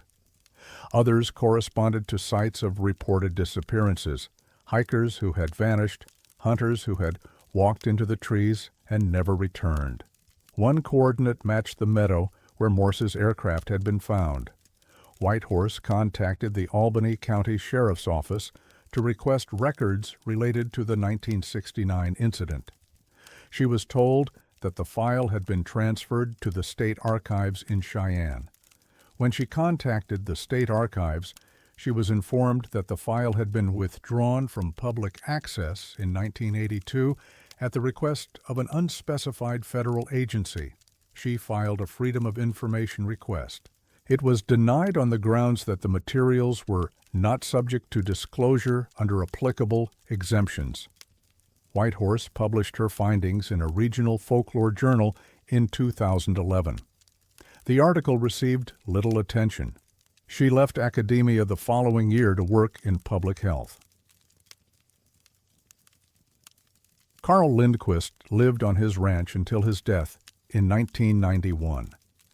In an interview conducted by a local historical society in 1985, he spoke briefly about finding the aircraft. "It was the quietest morning I ever experienced," he said. "No wind, no birds. Just that plane, sitting in the snow like it had always been there. And the pilot frozen solid, with his hands on the yoke like he was still trying to fly." He paused. "But the thing I remember most is the engine. I put my hand on it. I know you're not supposed to touch anything, but I did. It was cold. Not cool, not room temperature, cold. Like it had been sitting there for a week." The interviewer asked if Lindquist had any explanation for the sounds he'd heard the night before. "No," he said, "but I'll tell you what I think. I think that plane was up there, flying around for longer than one night. I think it was up there for days, maybe weeks, going in circles we couldn't see. And when it finally came down all at once, like time caught up with it." He looked out the window, toward the mountains. "The medicine bow has always been like that. Time moves different in those trees. The old-timers knew it. The Indians knew it. You go in, you might come out the same day, or you might come out a week later, or you might not come out at all." The meadow where the Piper Cherokee was found is not marked on any current map. The coordinates in Morse's notebook have never been formally investigated. The forest keeps its silence, and the echoes that return from its ridges and valleys continue to arrive from directions that don't quite match the landscape. On clear nights, residents of the Centennial Valley sometimes report hearing engines in the sky, distant, cycling, stopping, and starting in patterns that make no sense. They don't call the sheriff anymore. They just listen and wait, and hope the sound fades before morning. The sound came from everywhere. Then it came from nowhere. Then the plane was already on the ground, and somewhere in the medicine bow, in the coordinates that Dr. Franklin Morse spent his final months collecting. There may be places where aircraft go and do not return, where time folds in on itself, where the sky takes what it wants and gives back only echoes. He called them sky burials. He never explained what he meant. And the notebook full of locations, the list of places where something was reported, remains in an archive in Laramie, waiting for someone brave enough or foolish enough to visit them one by one and see what answers.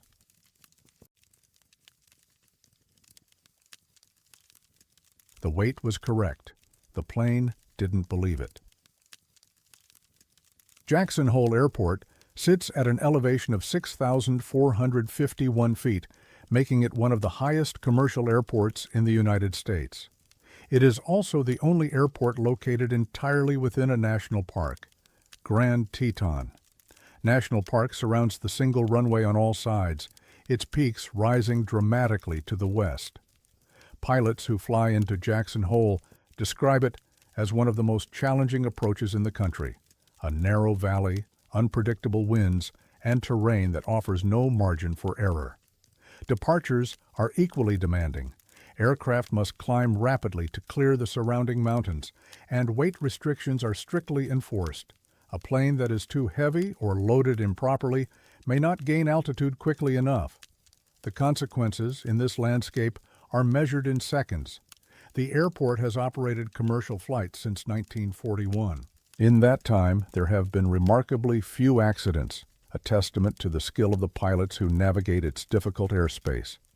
But on the morning of July 19, 2008, something went wrong that no amount of skill could overcome. The aircraft was a Beechcraft King Air 350, a twin turboprop cargo plane operated by Mountain Summit Aviation, a small charter company based in Idaho Falls. The pilot was Gregory Baranov, 53, a veteran aviator with over 11,000 hours of flight time, including extensive experience in high-altitude mountain operations. He had flown out of Jackson Hole more than 200 times without incident. The cargo that morning consisted of geological samples, rock cores, sediment containers, and sealed crates of mineral specimens being transported to the University of Wyoming in Laramie. The samples had been collected from a dig site in the northern Tetons, part of a research project studying volcanic activity in the Yellowstone region. The total weight, according to the manifest, was 2,347 pounds, well within the aircraft's capacity of 4,500 pounds. The samples had been loaded the previous evening by a 3-man ground crew and secured in the cargo hold overnight. The loading supervisor, a man named Dennis Oakley, signed off on the manifest at 6:47 p.m. on July 18th. Everything was in order. Baranov arrived at the airport at 7:15 the following morning. He performed his pre-flight inspection, reviewed the weight and balance calculations, and filed his flight plan. At 7:52 a.m., he was cleared for departure. The King Air began its takeoff roll at 7:54. Witnesses at the airport described the aircraft accelerating normally down the runway. But as it lifted off, something changed. Airport manager Linda Sweeney was watching from the terminal window. She had seen thousands of departures from Jackson Hole. She knew what a normal climb looked like. The nose came up, but the plane didn't, she told investigators. It was like it was stuck, like something was holding it down. I've never seen anything like it. The King Air struggled to gain altitude, its engines straining at full power. It cleared the end of the runway by less than 50 feet, far below the normal climb gradient for that aircraft type. Baranov radioed the tower at 7:55, his voice tense but controlled. Jackson Tower, King Air 61 Foxtrot, we're heavy, losing climb rate, returning for landing. He never completed the turn. At 7:56 a.m., the aircraft struck a stand of lodgepole pines approximately 1 mile northwest of the runway. The impact was not survivable. Baranov was killed instantly. The cargo was scattered across a debris field measuring approximately 300 yards. The National Transportation Safety Board dispatched a team from Denver to investigate. The lead investigator was a senior analyst named Patricia Moreno, who had worked on over 60 aircraft accidents during her career. She arrived at the scene within 24 hours. The wreckage told a straightforward story. The aircraft had failed to achieve sufficient climb rate and had collided with terrain. The engines showed no signs of mechanical failure. The flight controls were intact. Weather conditions were clear, with light winds. Nothing in the physical evidence explained why the King Air had been unable to climb. Moreno focused on the weight and balance calculations. If the aircraft had been overloaded, or if the cargo had shifted during takeoff, it might explain the loss of performance. She reviewed the manifest, the loading records, and the fuel calculations. Everything was correct. The aircraft should have climbed normally. She interviewed the ground crew who had loaded the cargo the previous evening. Their accounts introduced the first anomaly. Dennis Oakley, the loading supervisor, described the process as routine until it wasn't. "We started loading around 5, he said. Standard procedure. Crates come off the truck. We check them against the manifest. We secure them in the hold. Nothing unusual at first." But as the loading progressed, Oakley noticed something strange. Some of the crates, the ones marked empty containers returned to lab, they were heavy, not a little heavy. Heavy like they were full of lead. The manifest said 40 pounds each. I would have guessed 200 easy. He had mentioned this to his crew members. Both confirmed his account.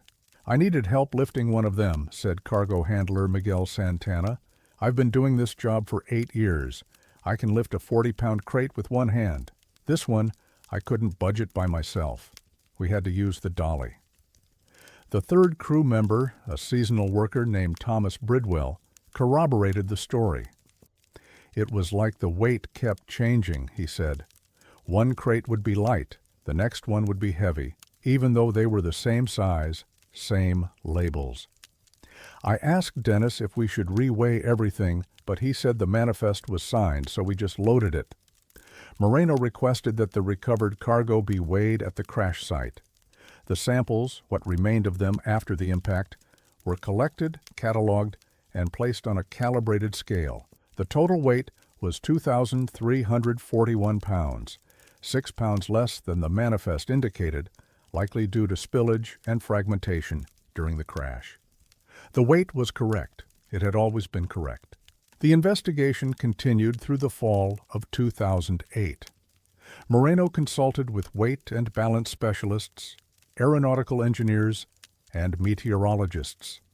None could explain why an aircraft loaded within its certified limits had been unable to climb. One engineer, Dr. Richard Yamamoto of the FAA's Technical Center, offered a theory that Moreno found troubling. "There are documented cases of instrument error during weight calculations," he said. "Scales malfunction. Manifests contain typos. But in those cases, the discrepancy is measurable. You can find it if you look hard enough." He paused. "This case is different. The weight was verified before departure. The weight was verified after the crash. There's no discrepancy. But the aircraft behaved as if it was carrying thousands of pounds more than it actually was." When Moreno asked what could cause such a phenomenon, Yamamoto shook his head. "I don't know. Aerodynamically, it doesn't make sense. But neither does a perfectly loaded aircraft falling out of the sky." The geological samples were recovered from the crash site and transported to the University of Wyoming, as originally intended. The research project they were meant to support was led by Dr. Eleanor Vance, a volcanologist in the Department of Geology and Geophysics. Moreno contacted Dr. Vance to inquire about the samples and their origin. Vance's response was unexpected. "I never received any samples from that shipment," she said. "I was told the cargo was lost in the accident and couldn't be salvaged. I filed an insurance claim and moved on." Moreno checked the chain of custody records. The samples had been signed for at the university's receiving dock on August 3, 2008, 15 days after the crash.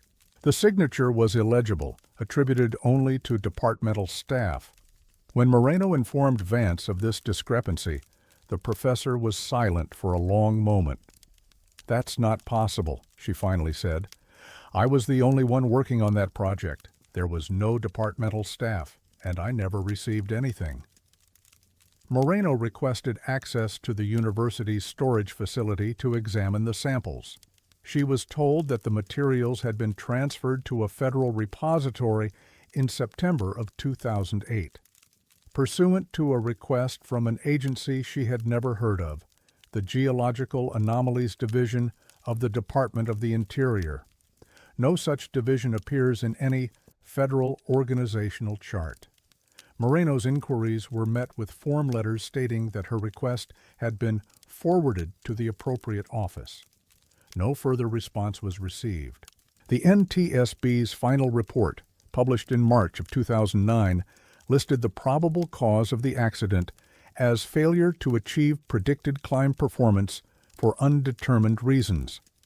The report noted the discrepancy between the ground crew's descriptions and the verified weights, but offered no explanation.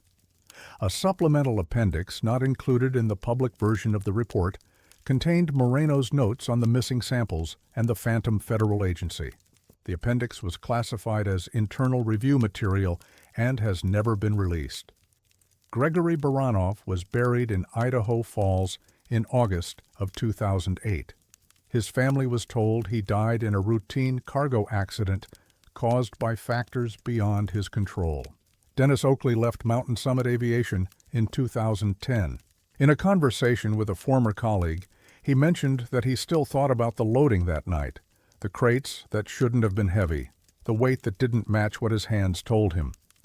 "I've loaded 1,000 planes since then," he said, "and every time I think about it, I pick up a crate and I wonder, is this what it's supposed to weigh? Or is it something else pretending to be light?" He never answered his own question. The dig site in the northern Tetons was closed in 2009. The university's records indicate that the project was discontinued due to loss of materials. No further research has been conducted in that location. The peaks still rise above Jackson Hole, their slopes dotted with the lodgepole pines that mark the place where a King Air came down on a clear summer morning, carrying cargo that weighed exactly what it was supposed to weigh. The weight was correct. The plane didn't believe it. And somewhere, in a federal repository that may or may not exist, in crates that may or may not be empty, the samples from the Tetons wait for someone to explain what was really inside them and why the Earth they came from wanted them back so badly. The weight was correct. The plane didn't believe it. And in the space between what the manifest said and what the ground crew felt, between the numbers on paper and the strain in their arms, there is a mystery that no calculation can solve. Some things are heavier than they appear, some cargo carries more than its contents, and some flights never make it out of the valley, held down by a weight that exists only in the moment of lifting, vanishing the instant anyone tries to measure it.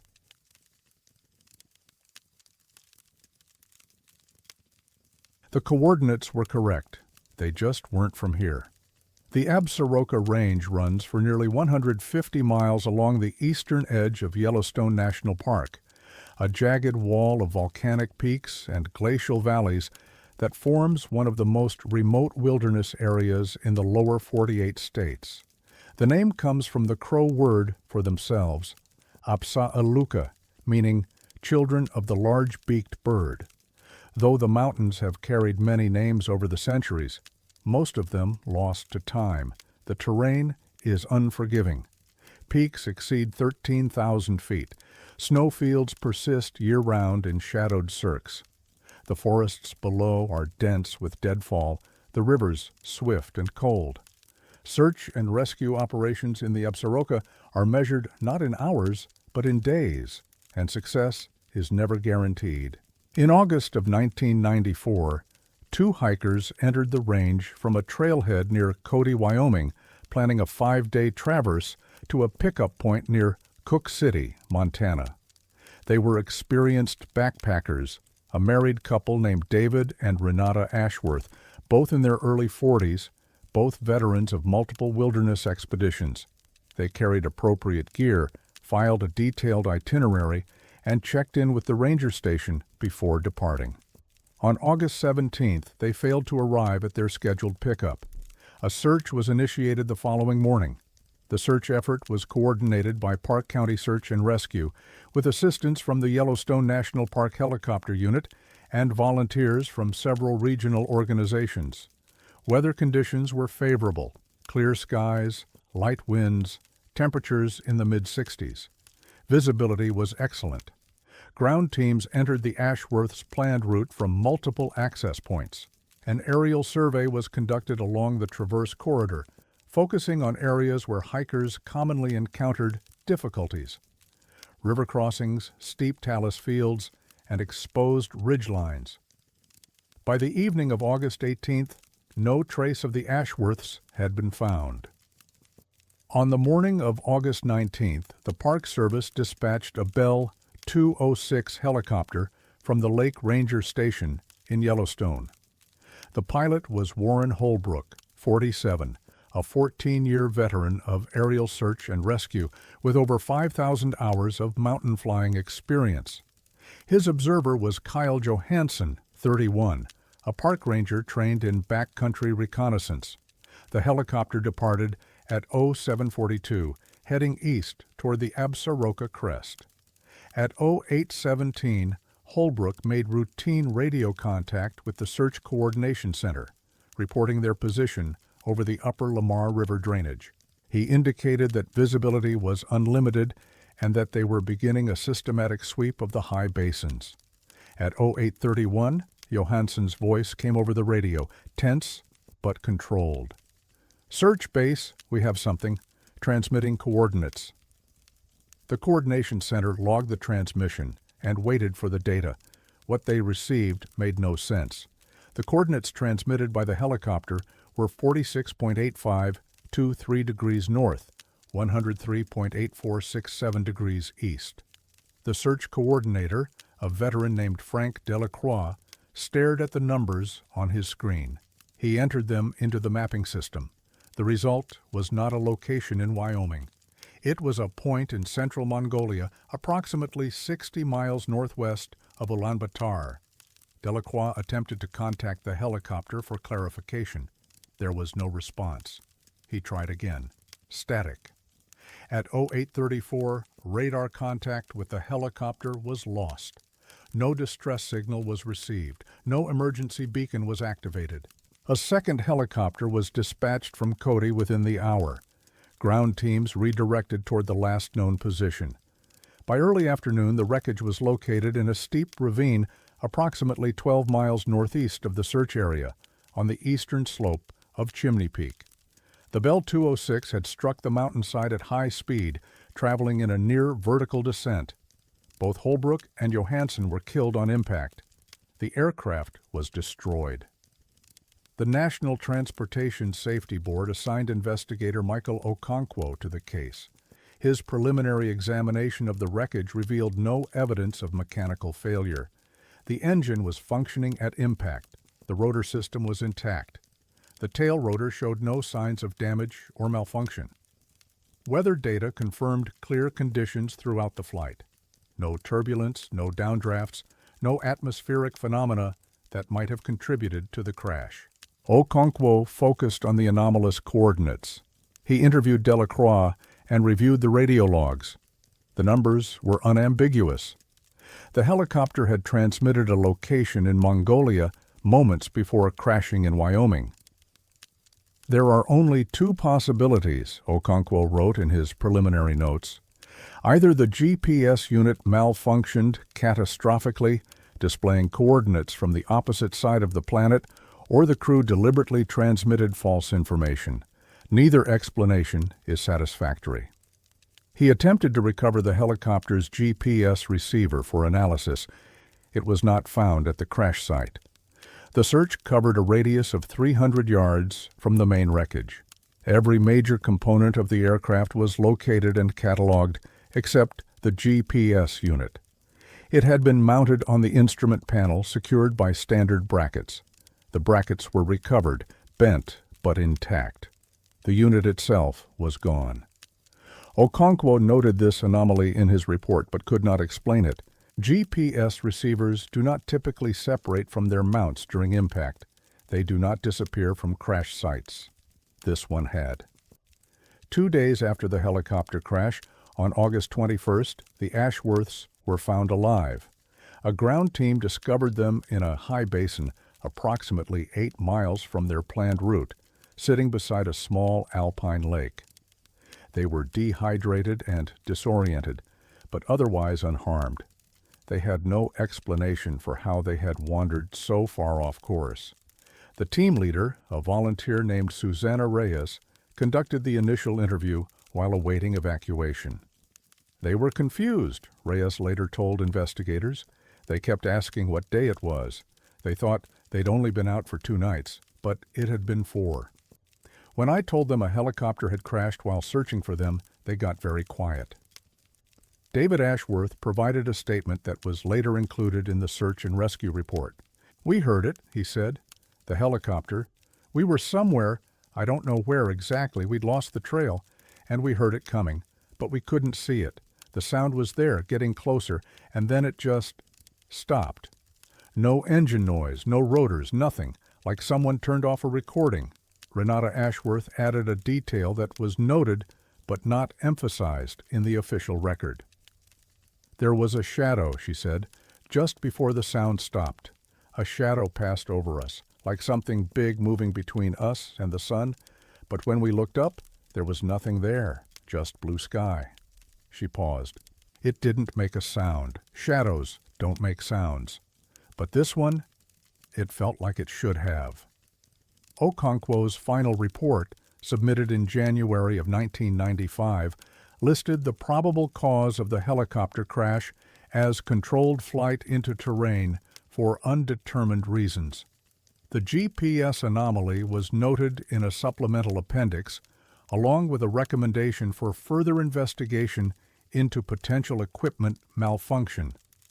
The coordinates transmitted by the helicopter, the ones pointing to Mongolia, were redacted from the public version of the report. The stated reason was potential interference with ongoing technical analysis. No such analysis was ever published. Okonkwo attempted to verify whether anything significant existed at the Mongolian coordinates. He contacted the State Department, which forwarded his inquiry to the U.S. Embassy in Ulaanbaatar. The response, received 3 months later, was brief. The location specified corresponds to an uninhabited region of the eastern steppe. No structures, installations, or features of note are present. The area is not subject to restricted access. A handwritten note at the bottom of the response, initialed but not signed, added, "Coordinates flagged in system. No further information available at this clearance level." Okonkwo did not have a higher clearance level. He did not pursue the matter further. Warren Holbrook was buried in Billings, Montana, in September of 1994. Kyle Johansson was buried in his hometown of Missoula. Neither family received a complete explanation for the crash. Holbrook's widow, Margaret, requested copies of all radio transmissions from her husband's final flight. She was provided with a transcript that omitted the coordinates entirely. When she asked about the omission, she was told that certain technical data had been excluded for accuracy review. The review was never completed. The full transcript was never released. David and Renata Ashworth returned to their home in Colorado and did not speak publicly about their experience for nearly 15 years. In 2009, David gave an interview to a podcast focused on wilderness anomalies. He repeated the account he had given to Reyes in 1994, adding one detail he had not mentioned before. "When the shadow passed over us, I looked at my watch," he said. "It was 11:32 in the morning. But when the search team found us 2 days later, my watch still said 11:32. It had stopped at exactly that moment. The watch, a mechanical model requiring no battery, had never malfunctioned before. "I had it repaired afterward," Ashworth said. "The watchmaker couldn't find anything wrong with it. He said it just needed to be wound. But I'd wound it that morning, I'm certain of it." He still has the watch. He has never worn it since. The Absaroka Range remains one of the least visited wilderness areas in Wyoming. The backcountry permits for the region number in the low hundreds each year, compared to tens of thousands for Yellowstone proper. The mountains keep their solitude, their silence, their shadows. Search and rescue operations continue when hikers go missing. Helicopters fly the drainages and ridgelines, their crews scanning for signs of life. Most searches end in recovery, sometimes rescue, sometimes retrieval. But pilots who fly the Absaroka speak of certain areas where their instruments behave strangely, compasses that drift, altimeters that fluctuate, GPS units that, for a moment, display coordinates that make no sense, locations in other countries, other continents, other hemispheres. They correct themselves quickly. They always correct themselves. But for a moment, the instruments show something else, somewhere else. And the pilots do not speak of what they see in that moment, or what shadows might pass overhead while they're looking at screens instead of sky. The coordinates that Warren Holbrook transmitted have never been explained. The GPS unit that generated them has never been found. And somewhere in central Mongolia, or somewhere that shares those numbers but belongs to no map we possess, there may be an answer to what he saw in the final seconds of his life, what made him send a location 6,000 miles away from where he was falling. The coordinates were correct. They just weren't from here. The coordinates were correct. They just weren't from here. And in the space between what the instruments showed and what the mountains held, there is a gap that no investigation has closed, a shadow that passed without sound, a watch that stopped at 11:32, a helicopter that fell from a sky it may not have entirely occupied. Some searches find what they're looking for, some find something else, and some transmit coordinates to places that exist only in the moment of transmission, then vanish, taking their meaning with them into the silence of the peaks.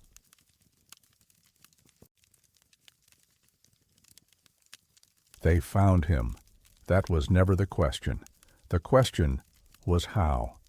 The Shoshone National Forest is the oldest national forest in the United States, established in 1891 as part of the Yellowstone Timberland Reserve.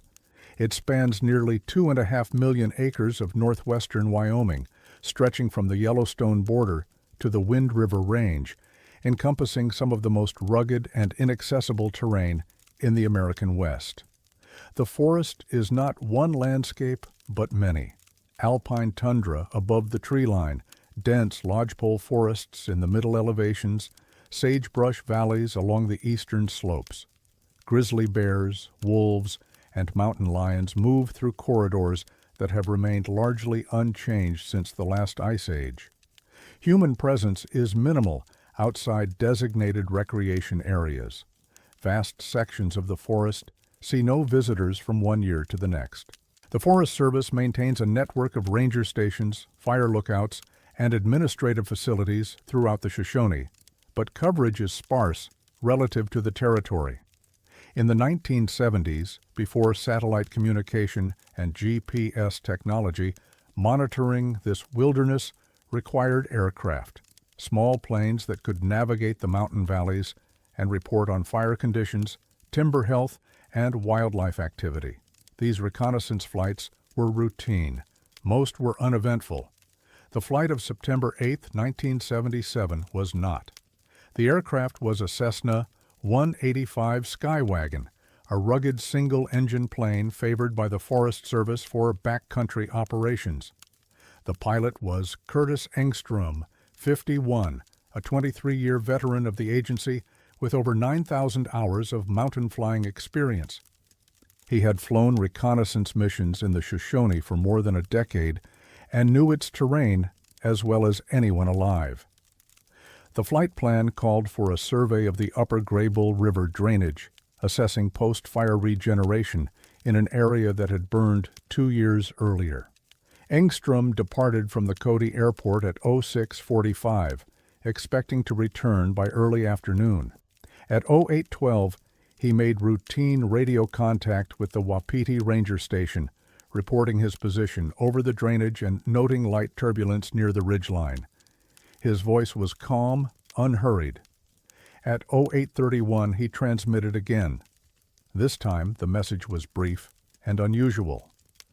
Wapiti, this is Cessna 73 Delta. I'm seeing something. Stand by. The ranger on duty, a man named Harold Yazzie, waited for clarification. None came. At 08:33, Yazzie attempted to re-establish contact. There was no response. At 08:47, after repeated attempts, Yazzie initiated search protocols. The wreckage was located the following afternoon, September 9th, by a spotter plane flying a grid pattern over the upper drainage. The Cessna had come down in a high meadow at approximately 10,000 feet elevation, in a location accessible only by helicopter or multi-day horseback expedition. A recovery team was assembled at the Wapiti station, 4 rangers, a medic, and a Forest Service law enforcement officer. They departed by helicopter at 0700 on September 10th, approximately 36 hours after the crash. What happened during those 36 hours and what the team found when they arrived has never been fully disclosed.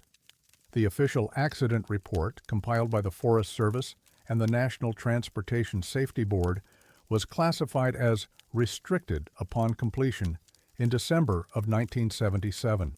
The stated reason was ongoing investigation into potential criminal activity. No criminal charges were ever filed. No suspects were ever named. In 2005, following a Freedom of Information request by an aviation historian named Douglas Fairbanks, portions of the report were declassified and released. 17 pages remain redacted. The released portions of the report describe a relatively straightforward accident sequence. The aircraft experienced sudden loss of control at approximately 08:32, entered a steep descent, and struck the ground in a controlled but non-survivable impact. The pilot was killed. The mechanical examination found no evidence of engine failure, structural defect, or fuel contamination. Weather conditions were within acceptable parameters. No explanation for the loss of control was offered. The redacted pages, according to the document index, cover the following topics. Section 7, Recovery Team Arrival and Initial Observations. Section 8, Condition of Remains. Section 9, Anomalous Findings at Crash Site. Section 10, Witness Statements from Recovery Personnel. No further description is provided. Requests to declassify these sections have been denied on grounds of personal privacy and potential distress to surviving family members. Curtis Engstrom had no surviving family members when the report was released in 2005. His wife had died in 1989. They had no children. Douglas Fairbanks, the historian who obtained the partial report, attempted to interview members of the recovery team. By 2005, 2 of the 4 rangers had died, one of natural causes, one in an automobile accident in 1983. The medic had retired to Arizona and declined all requests for comment. The law enforcement officer had left the Forest Service in 1979 and could not be located. One ranger remained, a man named Theodore Kowalski, who had served in the Shoshone for 31 years before retiring in 1994. Kowalski declined Fairbanks's interview request in writing. His letter, brief and formal, stated only that he was not authorized to discuss the matter and that some things are better left in the past. But Fairbanks later obtained, through Kowalski's daughter, a letter the ranger had written to her in 1998, 3 years before his death. The letter was not about the crash. It was about his life, his career, his regrets. But near the end, in a paragraph that seemed almost reluctant, Kowalski addressed the subject he had never discussed. "You asked me once about the Engstrom recovery," he wrote. "I didn't answer. I couldn't. But I'm old now, And I want you to understand why I changed after that summer, why I stopped sleeping through the night, why I couldn't look at the mountains the same way. We found the plane, we found the pilot. But we found him wrong, Catherine. I won't say more than that. I can't. The others agreed never to speak of it, and I've kept that promise for 20 years. But I want you to know that what we saw was not what should have been there. The report says he died on impact. That's not true. Something else happened. Something I don't have words for. Don't ask me to explain. Don't try to find out more. Just know that there are places in these mountains where things happen that don't fit in any report, and the service knows it. They've always known it. That's why those pages will never be released. Not to protect anyone's privacy, to protect everyone from knowing what's possible.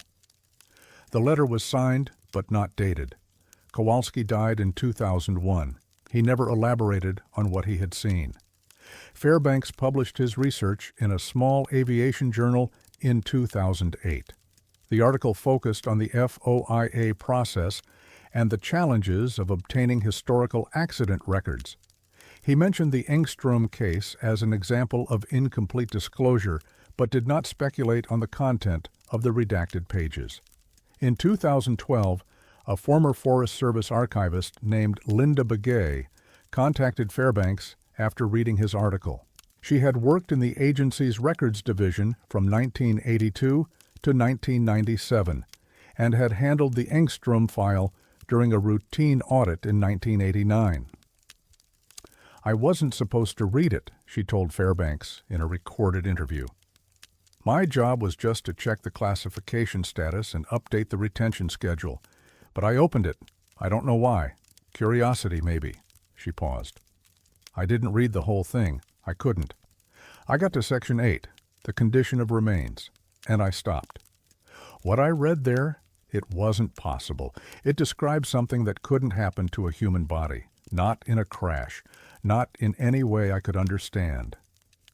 When Fairbanks asked her to describe what she had read, Begay declined. I've spent 20 years trying to forget it, she said. I'm not going to put it back in my head now. But I'll tell you this. The classification wasn't to protect privacy. It was to protect the Forest Service. Because if people knew what was in that meadow when the recovery team arrived, they'd never set foot in that forest again. She ended the interview shortly afterward and has not spoken publicly since. The crash site in the Upper Graybull drainage is not marked on any Forest Service map. The meadow where the Cessna came down has no official name, no trail access, no reason for anyone to visit. Backcountry rangers who patrol the area have reported nothing unusual in the decades since. The forest has reclaimed whatever was left behind. Trees have grown, meadows have shifted, the evidence of human presence has faded into the wilderness. But the 17 pages remain redacted. The recovery team members have all died or gone silent. And somewhere in a Forest Service archive, in a file that has been reviewed and re-reviewed and kept locked for nearly 50 years, there is an account of what was found in that meadow, an account that, according to those who have glimpsed it, describes something that should not have been possible. Theodore Kowalski wrote that they found the pilot wrong. He did not define what that meant. He could not. Some wrongs have no names. Some findings cannot be filed.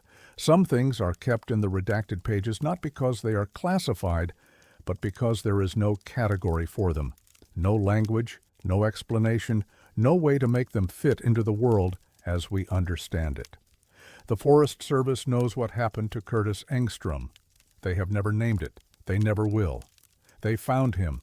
That was never the question. The question was how. How a man could be found in a condition that contradicted everything the crash should have produced, in a state that the recovery team agreed never to describe, in a meadow that has no name and wants none.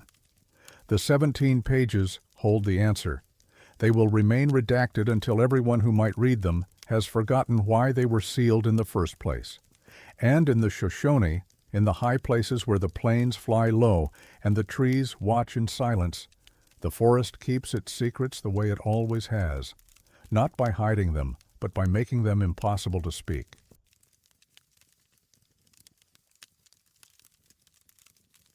The beacon called for help before there was anything to save. Pathfinder Reservoir lies in the high desert of central Wyoming, a narrow body of water stretching 11 miles through a canyon carved by the North Platte River. The dam that created it was completed in 1909, one of the first major reclamation projects in the American West. The reservoir's primary purpose is irrigation, feeding water to farms and ranches downstream, but it also serves as a recreation area, drawing fishermen and boaters during the brief Wyoming summer. The surrounding terrain is sparse and wind-scoured. Sagebrush covers the hillsides. The nearest town of any size is Casper, 30 miles to the northeast. The area is not remote in the way of true wilderness, but it is empty, a landscape of open sky and still water and very little else. Aircraft pass over the reservoir regularly, following routes between Casper and Point South. The airspace is uncontrolled below 18,000 feet. Pilots navigate by sight in good weather, by instruments in bad. Most flights are uneventful, forgotten the moment they end. The flight of Marcus Anderson was not forgotten. It could not be. Marcus Anderson was 53 years old, a commercial real estate developer who had earned his private pilot's license in his late 30s. He owned a Piper Cherokee Arrow, a single-engine retractable gear aircraft that he kept hangared at the Casper-Natrona County International Airport.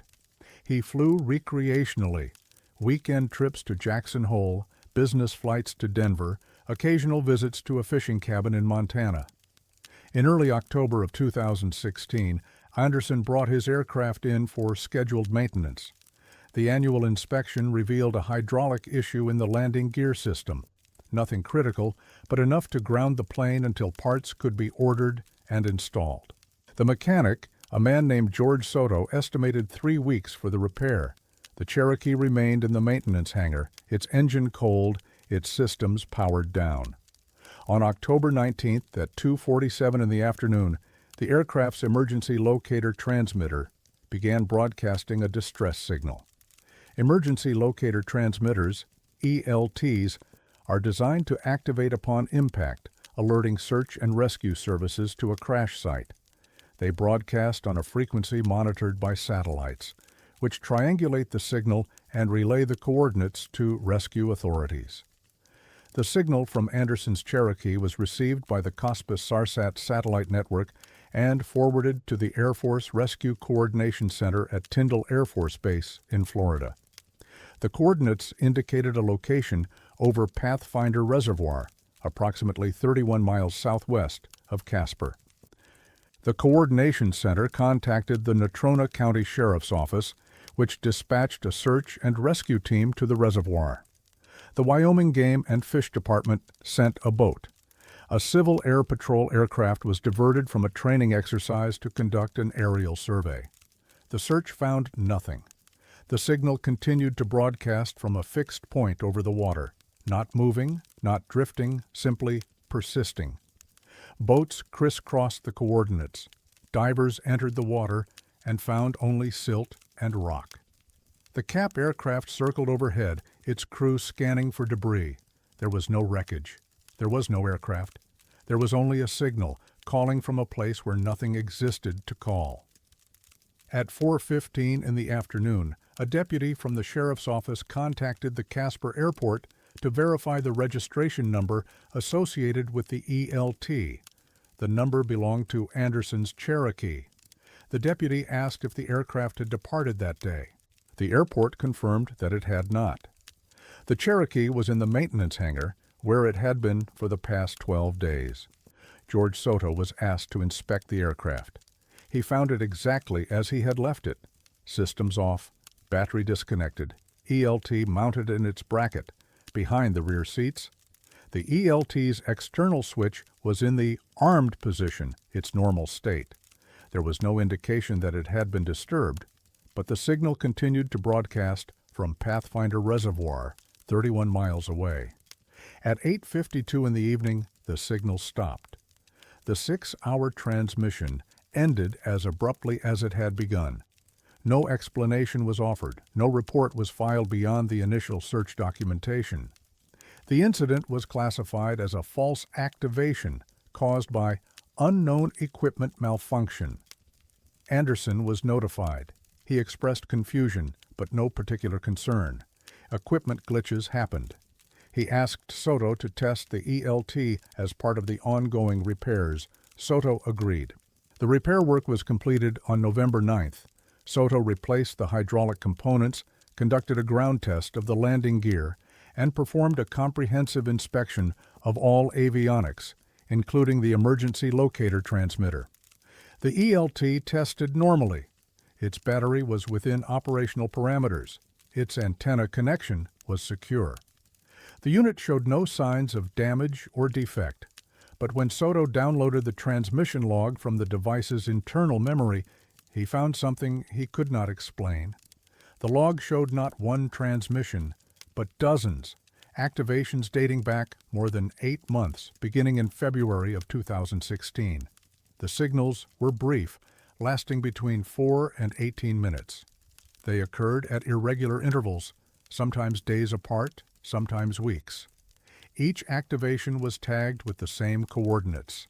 Pathfinder Reservoir, the same point over the water, every time. Soto was not an avionics specialist. He did not know what to make of the data. He printed the log and showed it to Anderson, who was equally puzzled. "The plane's been sitting in Casper all year," Anderson said. "It's never been anywhere near Pathfinder, not once."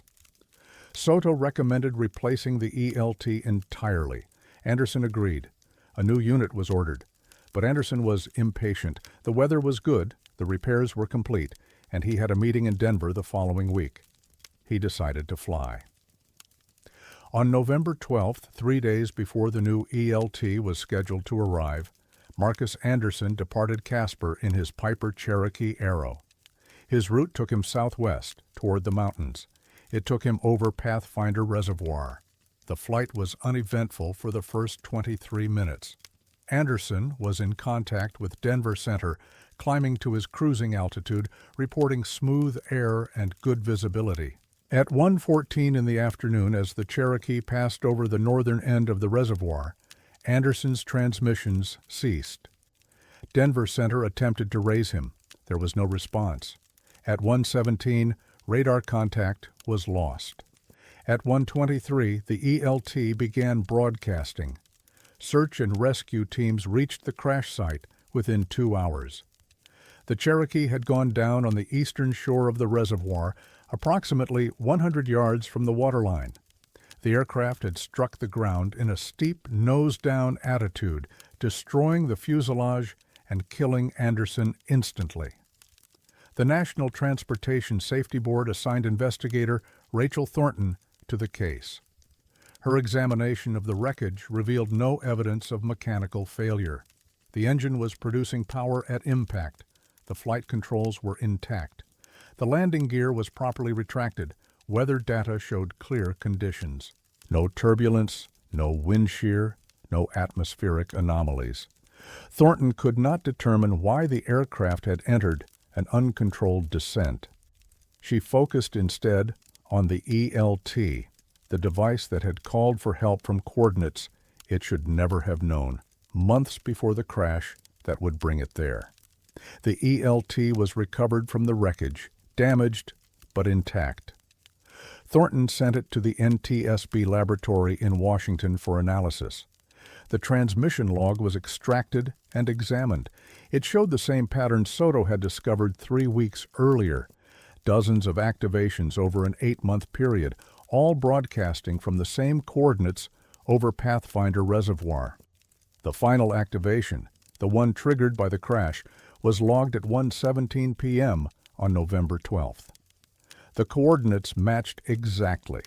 The device had been calling from its own crash site for months before the crash occurred. Thornton consulted with ELT manufacturers, avionics engineers, and satellite communication specialists.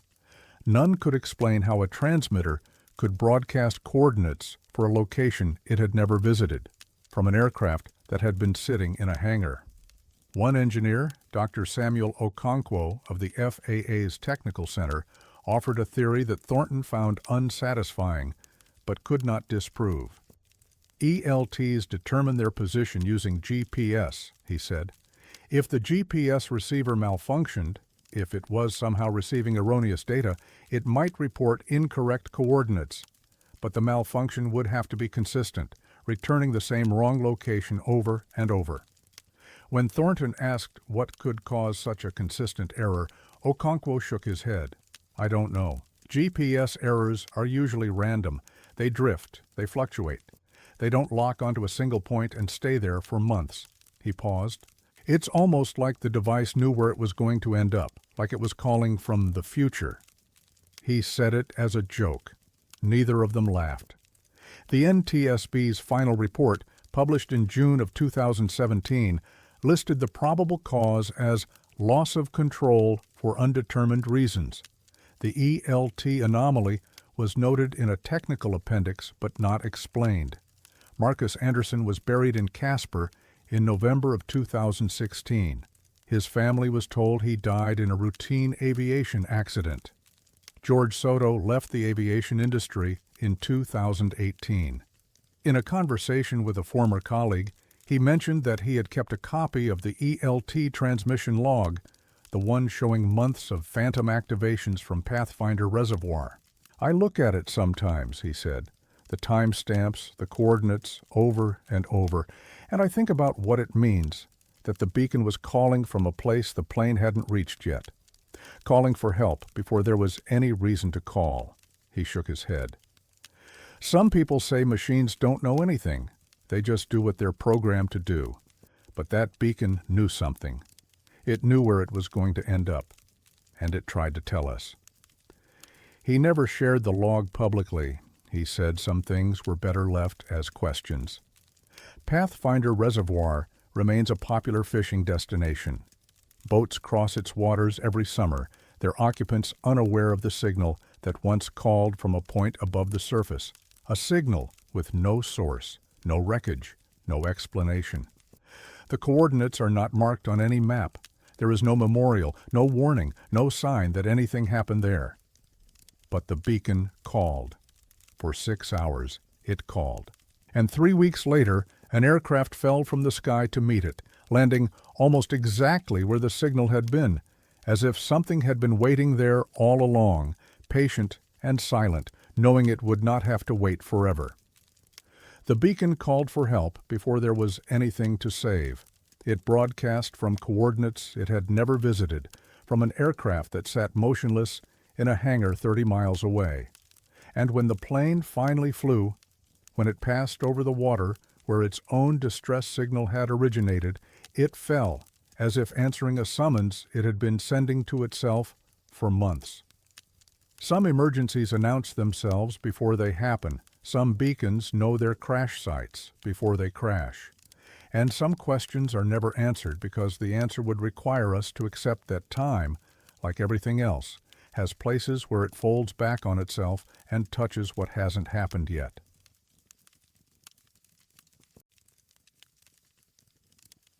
He didn't fly into the mountain. He flew to it. The Grand Teton rises 13,770 feet above sea level, the highest point in the Teton Range, and one of the most recognizable peaks in North America. Its shape is distinctive, a jagged spire of granite and gneiss, sculpted by glaciers over millions of years, standing apart from its neighboring summits, like a monument to something ancient and unnamed. The Tetons have no foothills. They rise directly from the valley floor, gaining nearly 7,000 feet of vertical relief in less than 5 miles. This abruptness gives them their drama and their danger. Pilots who fly the valley must navigate carefully, respecting the terrain that offers no gradual warning, only sudden stone. In the early decades of aviation, bush pilots served as the lifeline of the Mountain West, carrying mail, supplies, and passengers to communities unreachable by road. These pilots knew their terrain intimately. They flew by landmark and instinct, reading the weather in the movement of clouds, the wind in the bend of trees.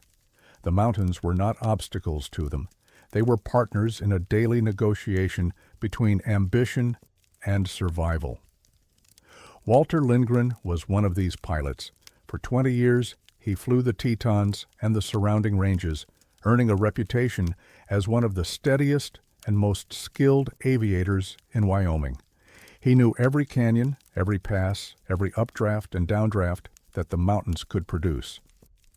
On the morning of August 11, 1951, he flew directly into the Grand Teton as if he had been invited. Lindgren was 54 years old, a native of Jackson who had learned to fly in the 1920s, when aircraft were still made of wood and fabric, and the sky was a frontier as wild as the land below. He had survived crashes, engine failures, and weather that would have killed lesser pilots. He had pulled wounded hunters from remote basins and delivered medicine to snowbound ranches. He was, by all accounts, a man who understood the mathematics of risk better than anyone in the valley. He was also, in the final months of his life, a man who had changed. His wife Eleanor noticed it first. Walter had always been quiet, a man of few words and steady habits. But in the spring of 1951 he grew quieter still. He would sit on the porch of their home in Jackson, watching the Tetons in the evening light, not speaking, not moving, just watching. When Eleanor asked what he was looking at, he would only say, "The mountain." She assumed he meant the Grand. He had always loved it best. His colleagues at the airfield noticed similar changes. Lindgren had been a sociable presence, sharing coffee and stories with other pilots, offering advice to younger flyers. But in those final months, he withdrew. He flew his routes without complaint, but showed little interest in conversation. Several pilots reported seeing him standing alone at the edge of the runway, staring west toward the peaks, sometimes for an hour or more. One pilot, a man named Douglas Hartman, asked Lindgren directly if something was wrong. "No," Lindgren replied, "something is right. I just don't know what it is yet." He did not elaborate. The flight on August 11th was a routine mail run, Jackson to Dubois, over Togwotee Pass, with a return by early afternoon. Lindgren departed at 07:15 in his de Havilland Beaver, a rugged aircraft he had flown for nearly a decade. Weather conditions were excellent, clear skies, light winds, unlimited visibility. The outbound leg was uneventful. Lindgren delivered the mail to Dubois, refueled, and departed for the return flight at 09:42. He followed his usual route, climbing to cross the Absaroka foothills before turning southwest toward the Tetons. At 10:08, he made radio contact with the Jackson airfield, reporting his position and altitude. He was approximately 20 miles northeast of the Grand Teton, cruising at 11,000 feet. At 10:14, a rancher named Howard Beaulieu was working in a field near the town of Moran when he heard an aircraft approaching from the east. He looked up and saw Lindgren's Beaver. He recognized the paint scheme, flying steadily toward the Teton Range. What he saw next made no sense. The aircraft, instead of turning south to follow the valley toward Jackson, banked to the right and began climbing. It turned directly toward the Grand Teton, its nose pitched upward, its engines straining at full power. Beaulieu watched the plane grow smaller against the granite face of the mountain. He watched it climb higher and higher, far above any safe altitude for that approach. He watched it disappear into the shadow of the peak. He did not see the impact. He did not need to. Search teams reached the crash site the following day, after a helicopter spotted the wreckage on a ledge at approximately 12,200 feet, nearly 1,500 feet below the summit on the mountain's eastern face. The Beaver had struck the granite at a steep angle, destroying the fuselage and scattering debris across the rocks. Lindgren's body was recovered with difficulty. The terrain was treacherous, the altitude punishing. Rangers who participated in the recovery described the scene as strangely peaceful. No fire, no explosion, just the quiet aftermath of a collision that should never have occurred. The Civil Aeronautics Board investigation found no evidence of mechanical failure. The engine was producing power at impact. The flight controls were functional. Weather could not have been a factor. The sky was clear, the visibility perfect. The investigator, a man named Russell Phelps, noted that the aircraft's flight path indicated a deliberate turn toward the mountain. The pilot had ample opportunity to avoid the terrain, Phelps wrote in his report. The collision appears to have been intentional, though no evidence of suicidal ideation was found in interviews with family and associates. The probable cause was listed as controlled flight into terrain for undetermined reasons. Among Lindgren's personal effects, recovered from the wreckage and returned to his widow, was a leather journal he had carried for years. Most of its pages contained mundane entries, flight logs, weather observations, notes on aircraft maintenance. But the final entry, dated August 8, 1951, 3 days before the crash, was different.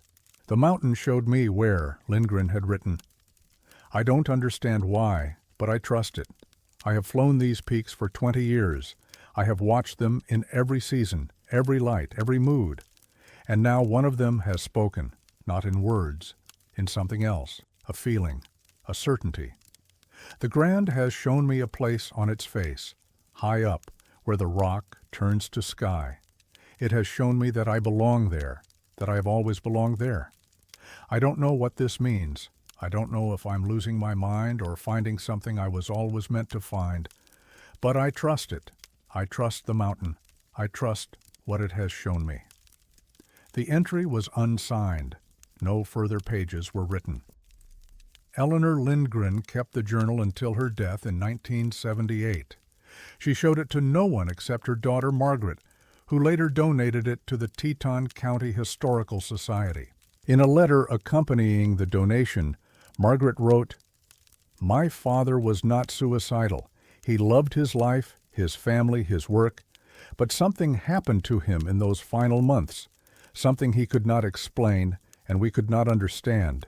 He believed the mountain had spoken to him. He believed it had called him home. I do not know if this was madness or something else, but I know he was not afraid. In the end, he was at peace." Douglas Hartman, the pilot who had noticed Lindgren's change, was interviewed by a journalist in 1963, 12 years after the crash. He had retired from flying by then and was reluctant to speak about his former colleague.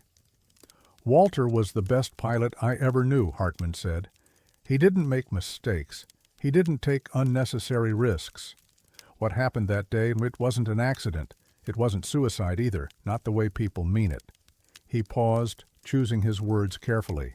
"I think he saw something the rest of us couldn't see. I think the mountain showed him something, just like he wrote. And when it came time, he went. Not because he wanted to die, because he believed there was something waiting for him up there, something that had been waiting a long time." The journalist asked if Hartman believed the mountain could actually communicate with a person. Hartman was silent for a moment. "I've flown these peaks for 30 years, he finally said.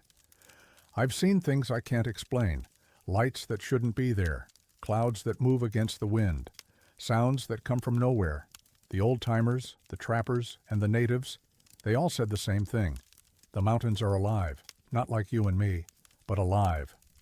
He looked toward the window, toward the Tetons rising in the distance. Walter believed it. And maybe that's all that matters. He believed, and he went, and the mountain took him. The Grand Teton still rises from the valley floor, unchanged by the decades that have passed since Walter Lindgren flew into its face. Climbers ascend its roots each summer, reaching the summit where he never arrived. Pilots fly past its flanks, careful to maintain distance, respectful of the terrain that offers no second chances. The ledge where the Beaver came to rest is unmarked. No memorial exists. The wreckage was removed in 1952, carried down piece by rangers who preferred not to speak of the mission. But the journal remains, archived in Jackson, its final entry preserved behind glass for anyone who wishes to read it. The mountain showed me where. I don't understand why, but I trust it. Walter Lindgren trusted the mountain. He flew to it not in despair but in faith. Faith in something he could not explain, something that had spoken to him across 20 years of flight and silence. Whether the mountain answered, whether it received him as he believed it would, no one can say. But he did not fly into the Grand Teton. He flew to it, and perhaps in whatever language mountains speak, that made all the difference. He didn't fly into the mountain, he flew to it. And in the space between those words, between accident and intention, between madness and revelation, there is a truth that Walter Lindgren carried with him into the granite and the sky. The mountain showed him where. He trusted it. And on a clear morning in August, with the sun on the peaks and the valley spread below, he answered a call that only he could hear, climbing toward something that had been waiting for him since before he was born, since before there were names for mountains or men to fly among them.